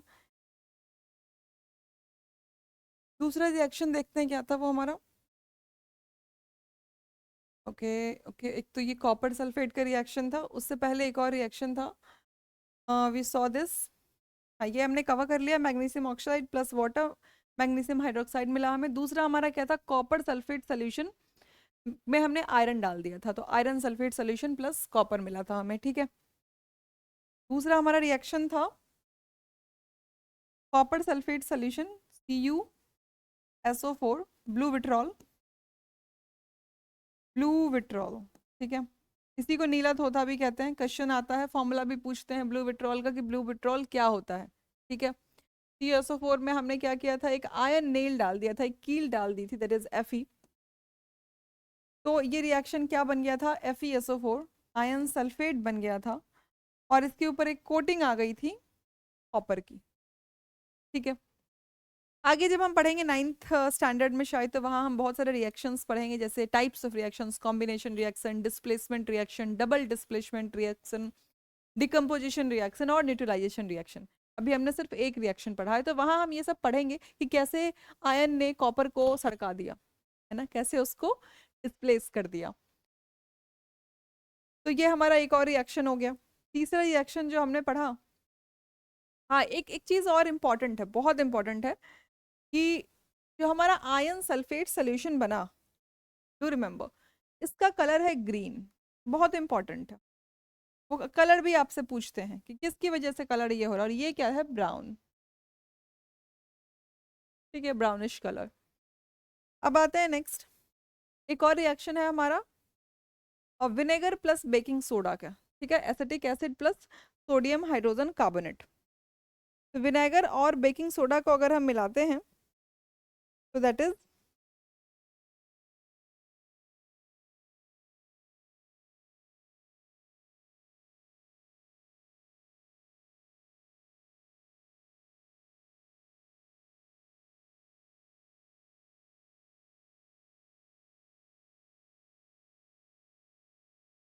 Sorry for the disturbance. तो हमारा जो अगला रिएक्शन है वो एसिटिक एसिड और सोडियम हाइड्रोजन कार्बोनेट का। तो चलिए बनाते हैं थर्ड रिएक्शन भी। थर्ड रिएक्शन है हमारा एसिटिक एसिड। एसिटिक एसिड क्या होता है, CH3CO H। तो हमने दो इन्फॉर्मेशन में मिली क्या, कि एक तो विनेगर में कौन सा एसिड पाया जाता है, एसिटिक एसिड। तो दिस, और ये फॉर्मूला है एसिटिक एसिड का, 2 कार्बन। ये सब हम आगे एडवांस सेक्शन में पढ़ेंगे कि फॉर्मिक एसिड में कितने कार्बन हैं। एसिटिक एसिड, विनेगर भी लिख दो। समराइज ऐसे ही तो करते हैं कि एक बार नोट्स को अगर देखा तो फिर दोबारा पढ़ने की जरूरत ना पड़े। एसिटिक एसिड को हमने किससे रिएक्ट कराया था,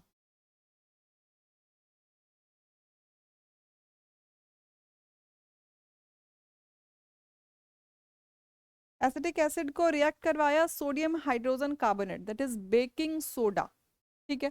बेकिंग सोडा क्या है भाई, एंड सोडियम हाइड्रोजन कार्बोनेट, ठीक है, दिस इज बेकिंग सोडा। ये हो गया base, a kind of neutralization reaction ही हो गया। आप देखिए बेकिंग सोडा, अब इसको हमने रिएक्ट करवाया तो हमें क्या मिल गया था, इसमें हमें मिला कार्बन डाइऑक्साइड गैस, ठीक है। और जो एक बड़ा प्रोडक्ट बनता है वो क्या बनता है, H2O भी मिलता है हमें, इसमें थोड़ा सा वाटर भी मिलेगा, और मिल जाता है हमें एक और सब्सटेंस मिलेगा, वो क्या होगा, राइट इट डाउन। चलो, तो नेक्स्ट 3 रिएक्शंस हमने कर लिए। कौन कौन से रिएक्शन किए हमने, और अच्छा हमारा एक रस्टिंग ऑफ आयन नहीं नहीं, इसको कार्बन डाइऑक्साइड को फिर लाइम वाटर से भी तो पास करवाया था। चलो पहले इसको इस कार्बन डाइऑक्साइड को लाइम वाटर से पास करवाओ, बदलो कलर, बदलो कर लो, lime water that is CaOH का whole twice, that gives you CaCO3, that is calcium carbonate, and this was the test of क्या, carbon dioxide turns lime water milky, it was a test of carbon dioxide. तो 3 reactions हमने देखे। एक और reaction हमें देखना है, कौन सा, आयन रस्टिंग का। आयन रस्टिंग में क्या होता है?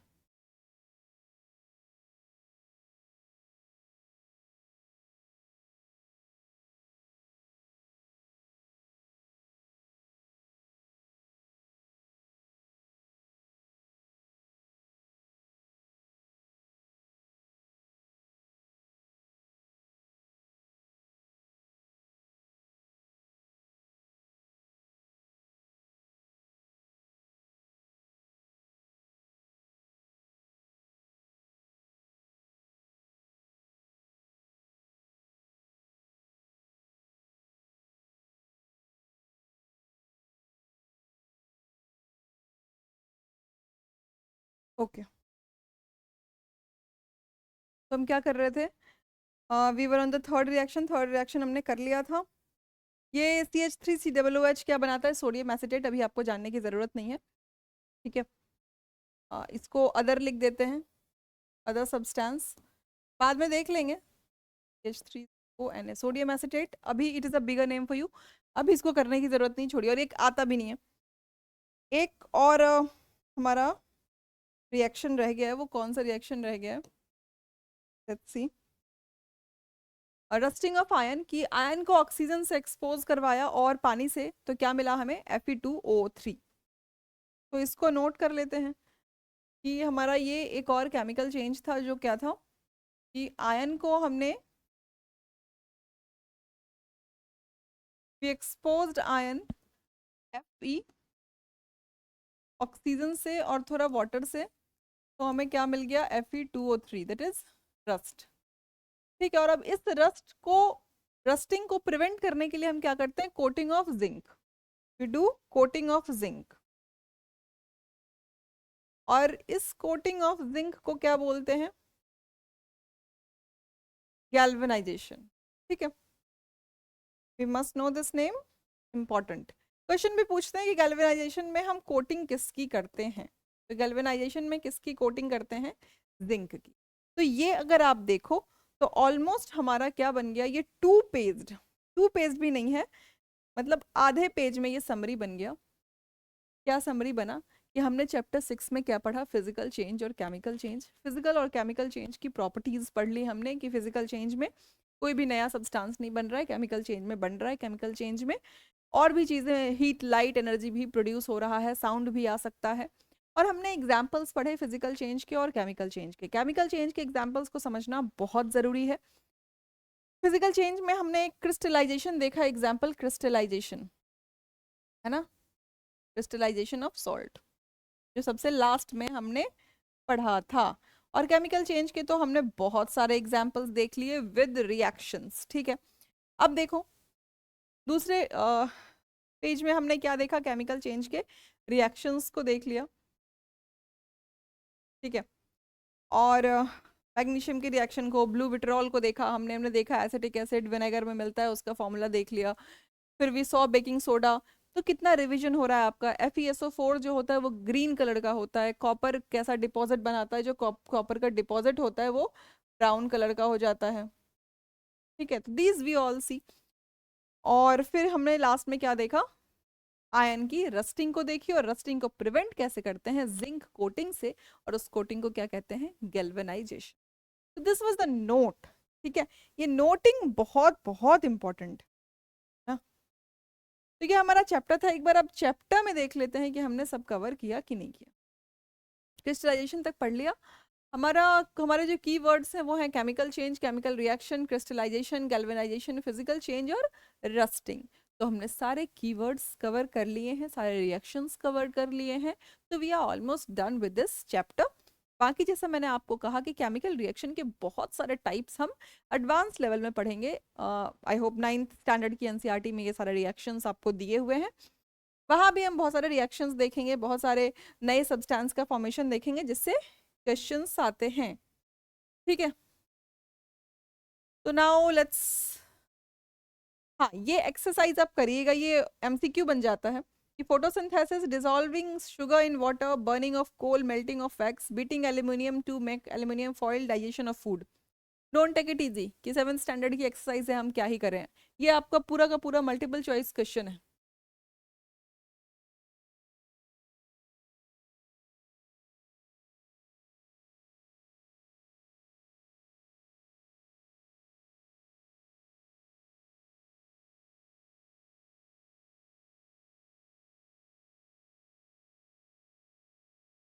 ओके, तो ये आपका व्हाट इज दिस, पूरा का पूरा मल्टीपल चॉइस क्वेश्चन है, इसको डू सॉल्व दिस। ठीक है, तो आपके ये क्वेश्चन तो बनता ही बनता है हर प्रीलिम्स में, हर जो प्रीलिम्स होता है जिस भी स्टेट पीसीएस का या एसएससी का, उसमें ये फिजिकल और केमिकल चेंज का क्वेश्चन तो आता ही आता है।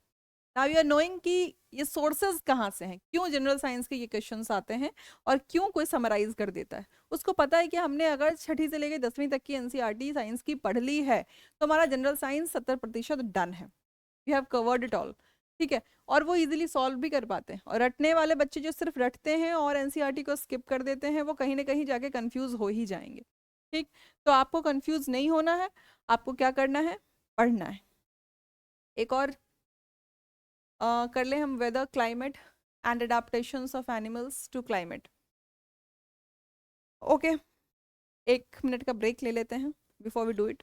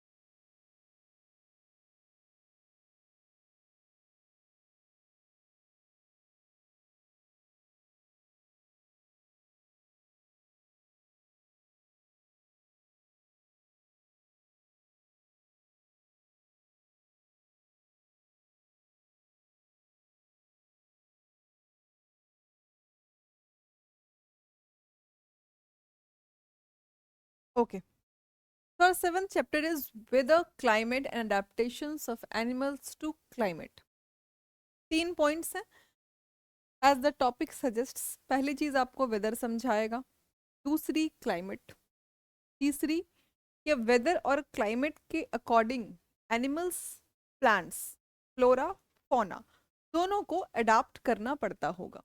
ठीक है, तो यही 3 चीज है जिसको हम इसके अंदर पढ़ेंगे।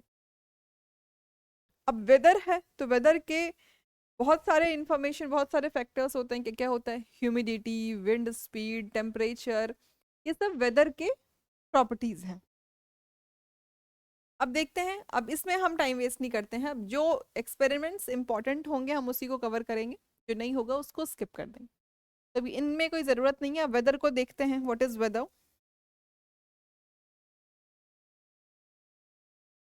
जब भी हम इंफॉर्मेशन, हमें वेदर के बारे में मिलती है तो हमें इंफॉर्मेशन मिलती है temperature, humidity, rainfall during the past 24 hours. तो मौसम 24 घंटे में बदल सकता है, 1 घंटे के अंदर बदल सकता है। क्लाइमेट ओवर मिनिमम 25 साल लगेंगे कहीं किसी भी जगह के क्लाइमेटिक कंडीशन को चेंज करने में। तो ये सबसे बड़ा डिफरेंस है ड्यूरेशन का, कि climate longer period of time के लिए होता है, वेदर शॉर्टर, और वेदर किसके लिए, शॉर्ट पीरियड ऑफ टाइम के लिए, हर 2-4 घंटे पे भी मौसम बदल सकता है ना। तो what we have to read, humidity क्या है, is a measure of moisture. बहुत बेसिक सी चीज़ है कि ह्यूमिडिटी आपको जितना आपके वेदर में मॉइस्चर है वही ह्यूमिडिटी है। आगे हम पढ़ेंगे रिलेटिव ह्यूमिडिटी वगैरह। ठीक है, rainfall is measured by an instrument called rain gauge. आपने देखा भी होगा रेन गॉज, जब हम देखते हैं कि कितने सेंटीमीटर रेनफॉल हुआ है, तो वो रेन गॉज एक ऐसा इंस्ट्रूमेंट होता है जो लगा देते हैं, that measures the centimetre of rainfall. Okay, तो what we have to learn कि टेम्परेचर और वेदर में डिफरेंस क्या है। ठीक है, अब आते हैं नेक्स्ट, सॉरी टेम्परेचर नहीं, वेदर और क्लाइमेट में और इसको मेजर कैसे किया जाता है? थर्मोमीटर्स से। क्लाइमेट क्या है? ओवर द टाइम कम से कम 25 साल लगते हैं तब जाके किसी जगह का क्लाइमेट चेंज होता है। तो वेदर और क्लाइमेट में जो मैंने आपको शुरू में ही कहा, बहुत ज़्यादा समझने वाली चीज़ नहीं है। तो say 25 years is called the, what is happening, is called climate of the place। किसी भी जगह के क्लाइमेट को चेंज करने के लिए हमें बहुत कंट्रीब्यूट करना पड़ता है, इतना पॉल्यूशन फैलाना पड़ता है, बहुत सारे पेड़ काटने पड़ते हैं, ठीक है, हर घर में 2-4 गाड़ियां रखनी पड़ती हैं, खूब सारा प्लास्टिक बाहर लैंडफिल्स में डालना पड़ता है, तब जाके किसी जगह का क्लाइमेट बदलता है, ठीक है। तो क्लाइमेट तो इतनी जल्दी तो हम नहीं कर पाएंगे ना, 20-25 साल तो हमें लग ही जाएंगे किसी भी जगह को, किसी भी जगह के सुंदरता को बदलने में, ऐड करने में, अपना योगदान देने में इतना टाइम तो लग ही जाता है। तो आप ये याद रखेंगे कि क्लाइमेट को बदलने के लिए हमें बहुत साल काम करना पड़ता है, तब जाके कहीं क्लाइमेट बदलता है, ठीक है।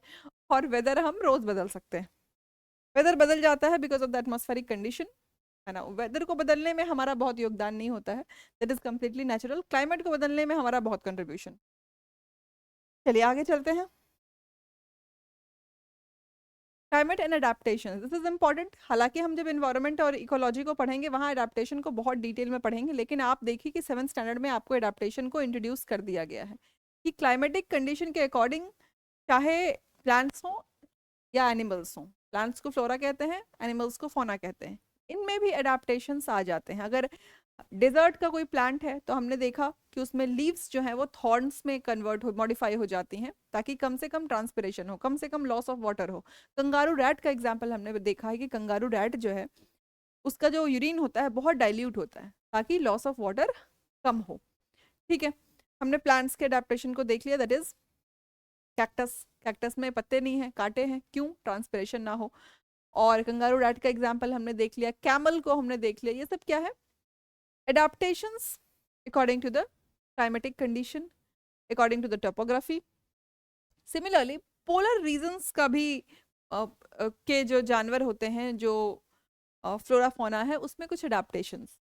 कैसा अडेप्टेशंस? अगर आपने पोलर बियर को देखा होगा या पेंगुइन को देखा होगा, तो अब देखिए अभी पेंगुइन से, अभी हाउ वायरल इट वाज, एक जो सोल पेंगुइन भागा जा रहा था, पता नहीं उसको कैसे वायरल किया लोगों ने, आपने भी देखा होगा पेंगुइन्स का एग्जाम्पल। पोलर बियर में देखिए, पोलर बियर में क्या है, इसके थिक फर होते हैं, 2-3 लेयर का थिक फर, क्योंकि इतनी ठंड है तो ऑटो वैसे ही मोटा हो गया। वाइट कलर का होता है कैमाफ्लॉज के लिए, कि स्नो में ही छिप जाता है तो प्रोटेक्शन में मिल जाता है प्रीडेटर से। तीसरी बात क्या है कि इसका बहुत स्ट्रॉन्ग सेंस ऑफ स्मेल है, कि बहुत होना ही चाहिए। अब स्नो में दूर दूर तक बेचारे को प्रे नहीं मिलेगा, तो अगर स्ट्रॉन्ग सेंस ऑफ स्मेल नहीं होगा तो वो कहाँ तक भागता हुआ जाएगा? उसको दूर से ही स्मेल आ जाती है कि कहीं उसका भोजन पक रहा है, तो वहां चला जाता है। तो ये इसका अडेप्टेशन है। और क्लॉज बहुत शार्प होते हैं इसके, ताकि आइस पे चल सके। आपको पता है कि आइस हमें कम फ्रिक्शन देता है, तो उस पर चलना कितना मुश्किल होता है, लेकिन पोलर बियर्स के पास नेचुरली ये सब अडेप्टेशन है, ठीक है। नेक्स्ट, कुछ ट्रॉपिकल फॉरेस्ट के बारे में आपको बताया है कि ट्रॉपिकल रेन फॉरेस्ट, अगेन आपको वही सब फीट ऑफ पेंगुइन के बारे में दिखाया है, इसके क्लॉज के अडेप्टेशंस आप देखिए। ट्रॉपिकल रेन फॉरेस्ट में new world monkey, red eyed frog. अब why I am saying you कि इकोलॉजी इन्वायरमेंट बहुत इंपॉर्टेंट है। अभी आप देखिएगा कि ये जितने फ्लोरा फौना रिलेटेड क्वेश्चंस बहुत आते हैं यूपीएससी स्टैंडर्ड, सीएससी में, पीसीएस तो खैर उतना भी नहीं पूछता है, लेकिन सीएससी के क्वेश्चंस को अगर आप देखिएगा तो वहाँ ऐसे जानवर के नाम आपको बहुत मिलेंगे, red eyed frog, new world monkey. तो ये सब क्या है? ट्रॉपिकल रेन फॉरेस्ट में मिलते हैं। और ट्रॉपिकल रेन फॉरेस्ट को हम पढ़ेंगे ज्योग्राफी की एनसीईआरटी जब हम कवर करेंगे, तो उसमें टाइप्स ऑफ फॉरेस्ट को भी पढ़ेंगे। तो ट्रॉपिकल रेन फॉरेस्ट कहाँ मिलते हैं? ये मिलते हैं वेस्टर्न घाट्स में, इंडिया में और असम में, south east Asia, central America, central Africa. Because of continuous warmth and rain, these regions supports wide variety of plants and animals. Major types of animals living are monkeys, apes, gorillas, lions, tigers, elephants, leopards, lizards, snakes, birds and insects. क्योंकि warmth और rain यहाँ है, तो बहुत wide variety of flora fauna को ये सर्व करता है ट्रॉपिकल रेन फॉरेस्ट। इतने तरह के जानवर मिलते हैं। और हमने नाम देखे कि आप ये रेड आइड फ्रॉग, अब आपसे पूछ देगा रेड आइड फ्रॉग कहाँ मिलता है, और सीएससी पूछ भी सकता है, उसका कोई भरोसा नहीं है, वो कहीं से भी सवाल रख देगा आपके सामने, ठीक है। अब लायन टेल्ड मकाक, जो पढ़ना है, कहाँ फोकस देना है, इस बात पे ध्यान रखिएगा। अब मैंने कहा है लाइन में लाइन पढ़ाऊंगी, तो इसका मतलब ये नहीं है कि मैं आपको कुछ भी फालतू पढ़ा के आपका टाइम वेस्ट करूंगी। अब इस चैप्टर में जो सबसे अच्छी पॉइंट मुझे लगी वो एक तो अडेप्टेशन, दूसरा नाम। अब ये टोकन, इस नाम को आप सर्च करेंगे, ये कहाँ मिलता है एक बार देखेंगे, ठीक है। ये कभी भी उठ के आपके सामने आ सकता है टोकन का नाम, अगर if you preparing for CSC. Lion tailed macaque, अब ये सब फेवरेट जानवर है यूपीएससी का, एकदम पर्सनल फेवरेट है यूपीएससी का, वो पूछेंगे ये सवाल। इंडियन एलिफेंट, और एलिफेंट से तो पता नहीं क्या प्यार है, जेस्टेशन पीरियड तक पूछ देते हैं, ये झुंड में चलता है, फीमेल लीड करती है, एलिफेंट से अलग प्यार है, ठीक है। एलिफेंट रिजर्व्स इंपॉर्टेंट हो जाते हैं इसी वजह से। तो जब हम 6 स्टैंडर्ड की एनसीईआरटी कवर कर रहे थे, मैंने आपको तभी कहा था कि ये जितने आपको वैरायटी ऑफ एनिमल्स दिखते हैं, एनिमल के नेम्स दिखते हैं, ये सब एनसीईआरटी से ही वो उठा रहे हैं, उसी का करंट ऐड करके आपसे पूछ लेते हैं, राइट। मैंने आपको बहुत सारे एग्जांपल्स पहले भी दिए हैं, अभी भी बता रही हूँ कि एनसीईआरटी में अगर ये एलिफेंट का फोटो आ गया है तो यूपीएससी वालों का एलिफेंट फेवरेट हो जाता है, ठीक है। लायन टेल मकाक उनका फेवरेट है, टोकन फेवरेट है, आप एक बार देख लीजिए जाके टोकन होता क्या है। और एक अच्छी इंफॉर्मेशन आपको यहां से क्या मिल रही है, लायन टेल्ड मकाक को बियर्ड एप भी कहते हैं, बियर्ड एप। अब एकदम करंट इंफॉर्मेशन आपसे एक ऑप्शन में डाल देगा वो, और ऐसे पूछ देगा कि lion tail, what are beard apes, lion tailed macaque, toucans और औरंगुतन, ऑटर किसका नाम है, ये बियर्ड एप। हम ढूंढते रहेंगे ना कि व्हाट इज बियर्ड एप, अब बियर्ड एप को ढूंढते रहेंगे कि लायन टेल मकाक को ही क्या कहते हैं, बियर्ड एप। और पता होना चाहिए, लेकिन नहीं पता होगा क्योंकि हम इसको स्किप कर देंगे, हमने तो पढ़ लिया कि हमें तो पता है वेदर और क्लाइमेट का डिफरेंस क्या होता है, तो why would we go in these so many words जो इनने लिखा है, ठीक है। ट्रॉपिकल रेन फॉरेस्ट का एक बहुत ही फेमस एनिमल है कौन सा, एलिफेंट। एलिफेंट बहुत फेवरेट है, एलिफेंट को जहां भी देखें बहुत अच्छे से पढ़ लें। It has adapted to conditions of rainforest in many remarkable ways. Look at its trunk. It uses its nose, because of which it has a strong sense of smell. जो elephant का sense of smell है बहुत strong है. The trunk is also used by it for picking up food. Moreover, its tusks are modified teeth. Tusks के बारे में जानते हैं. Ivory, अफ्रीकन एलिफेंट और एशियन एलिफेंट को कंपेयर भी करते हैं हम, सब पढ़ेंगे हम, स्टेप बाय स्टेप सब पढ़ेंगे। Large ears of the elephants help it hear even every soft sounds. They also help the elephant to keep cool in the hot and humid climate. अपने ही कानों से पंखा करते रहता है elephant. So this was the entire summary. और अगर आप हमारे पॉइंट्स में जाएंगे तो ये आपको एक माइग्रेशन वर्ड नया मिलेगा कि माइग्रेशन क्या है, कि जो साइबेरियन क्रेन वगैरह माइग्रेट होके आ जाती हैं अपने आपको अडॉप्ट करने के लिए, वहाँ की सर्दियों से बचने के लिए, तो दिस इज माइग्रेशन। इन सबको हम इकोलॉजी में पढ़ेंगे, डिटेल में पढ़ेंगे, अच्छे से पढ़ेंगे, एग्जामिनेशन पॉइंट ऑफ व्यू से पढ़ेंगे, ठीक है। चलिए अब हम 8वें चैप्टर में चलते हैं कि हमारा 8वां चैप्टर क्या है। तो let's move to our 8th chapter.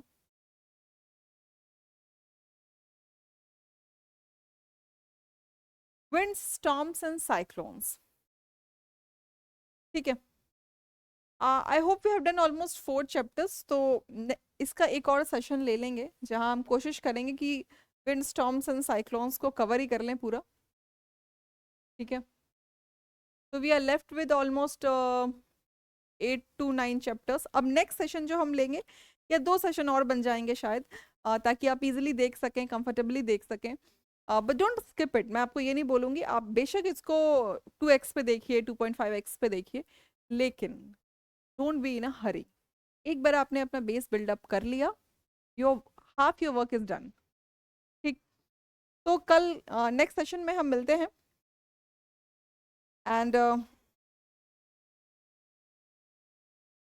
तो we have prepared the notes. आप, आई होप आपने साथ में ही प्रिपेयर किया होगा, और नहीं किया होगा तो आप हमारे टेलीग्राम चैनल को ज्वाइन कर सकते हैं, मैं पीडीएफ उसमें डाल दूंगी। Join us on Inspira by Upasana, यहाँ हम पीडीएफ डाल देंगे, क्लासेस शेयर कर देते हैं ताकि आपको पिछली क्लासेस भी पता चलती रहे। तो सेशन आपको अच्छा लगा, यूजफुल लगा, यूटिलिटी बेस्ड लगा, तो आप लाइक करिए, कमेंट करिए, अपने फ्रेंड्स के साथ शेयर कीजिए and do subscribe the channel. Thank you so much, see you in the next session.